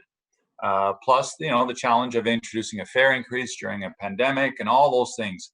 So we've got a little team together, myself, Ms. Stephenson, others, the city manager, and we're trying to figure out how do we determine if in this year that we can bring forward that recommendation. Obviously, I'm not there yet because we got to get through some colder months and they got to finish the rectification piece. So it's a bit of a non-answer to you, Councillor, but that's where we are. No, that does answer it for me. And again, John, you know where I'm coming from. I'm worried about our financial situation and the long-term viability of the transit services in the city. And I just wanted to get refreshed on where we were with that. I just have one more question. It's sort of in the weeds when I look through the detailed spreadsheets that accompanied the report. And there's one report. It's called Listing of Transit Deferred 2020 Projects. It's at the very back. Transportation Services Department. There are two lines that are the same in the report. One, it says bus stops and shelters, and the other, it says bus stops and shelters 2020. Both are worth $900,000. So have all bus stops and shelters in 2020 been held back, or only a subset of a larger number? I don't know off the top. I know it's part of our cost containment strategy that speaks to what you've been raising as concerns. Pat, do you know, or is that something we have to get back to the councillor? Those are, John, Mr. Chair, those are two amounts which we had authority to spend. Those are amounts that had not yet been needed to the point where we made the decisions, when it became important that we had to return some capital to reserve to allow for budget balancing. Because those were amounts that hadn't yet been spent and that we didn't see were likely to be fully spent before the end of the year, we advised finance that they could be returned to source. Okay, but there have been new bus stops and shelters constructed across the city in 2020, correct? There have been, and there continue to be from other previous or separate funding sources. All right, thank you. Thank you, Chair. Thank you, Councillor Brockington. Commissioner Wright Gilbert, please. Thank you, Mr. Chair. I have one question. So in document 4, again, it's the list of transit deferred 2020 projects. There's a line item, it's 909094, IT technology systems paratranspo. We are deferring $500,000 from that item. I'm wondering what is included in this item? Mr. Chair, as similarly to the bus shelters, that's authority we had for future software upgrades in this case, which as it turns out are not required in the year 2020. We can move those into a future year. So that would have been to allow for version upgrades on the basic operating system As it has turned out, the work that we're doing this year, which was first to move to version 18 of that software, and second to install all of the online services for customers, was sufficiently funded from other sources, and this particular authority isn't required in this calendar year. So if I understand you correctly, there is going to be no impact to our paratranspo customers as a result of this deferral. So there won't, all the things that we've said we're working on, the online booking, and parapay and all those sort of various projects, there will be no impact to those projects whatsoever? Mr. Chair, that's correct. Okay, thank you. Those are my questions, Mr. Chair. Okay, thank you, Commissioner Wright Gilbert. So would this report be received? Received. Received, thank you. Okay, that covers off the agenda. So now we're going on to in-camera items. There are none. Notices of motion. Does anybody have a notice of motion? Chair, if I could just interrupt, the last item also needs to be carried because it's going to council. The which has to be carried, sorry? The previous item, item number 3. Okay, oh, I thought we had just carried that. There are two motion. There are two elements, Chair. That was the commission received it, but it needs to be carried as well. Oh, okay, sorry. Is item number 3 carried, please? Carried. Carried. Okay. Carried. Thank you. Okay, so no in camera. Is there any notice of motions? Okay, none. Is there any inquiries? I have an inquiry, Chair, Okay, Councillor Sutts, go ahead. and I've submitted this as well, so there is a copy, but I'll read it out. So at the December 11th, 2019 meeting, Council unanimously adopted motion 25-6 that was moved by myself and seconded by Councillor Menard. Since then, senior levels of management have voiced recognition of the importance of electrification of municipal transportation networks. Similar municipalities to Ottawa have received funding from senior levels of government in support of their accelerated adoption of alternative technologies, including electric buses and the required charging infrastructure. So I have 3 points here asking for staff to provide the following information. The first is an overview of the progress made for the procurement of electric buses required to start the electric pilot. And please outline any barriers that may have been encountered and if future procurement may be streamlined with insights learned in this procurement process. Secondly, when can council expect the majority of paratranspo fleet to need life cycle upgrades or replacements? Will OC Transpo have sufficient information from the electric pilot to recommend non-diesel options? And lastly, number 3, provide an update on motion 15-12 moved by the mayor and seconded by Chair Hubley at the council meeting of June 12th, 2019. And if further funding options exist, such as leveraging the $6 million with the available $10 million from FCM's Green Municipal Fund capital project stream. That's all. Thank you. Okay, thank you. Is there any other inquiries? Okay, other business, does anybody have anything under that? No, okay, so can we have a motion to adjourn? Adjourned. Great, thank you. Okay, everybody, thank you very much. Our next meeting will be Wednesday, October 21st. Have a great month. Thank you. Sure. Thank you. Bye. Thank you.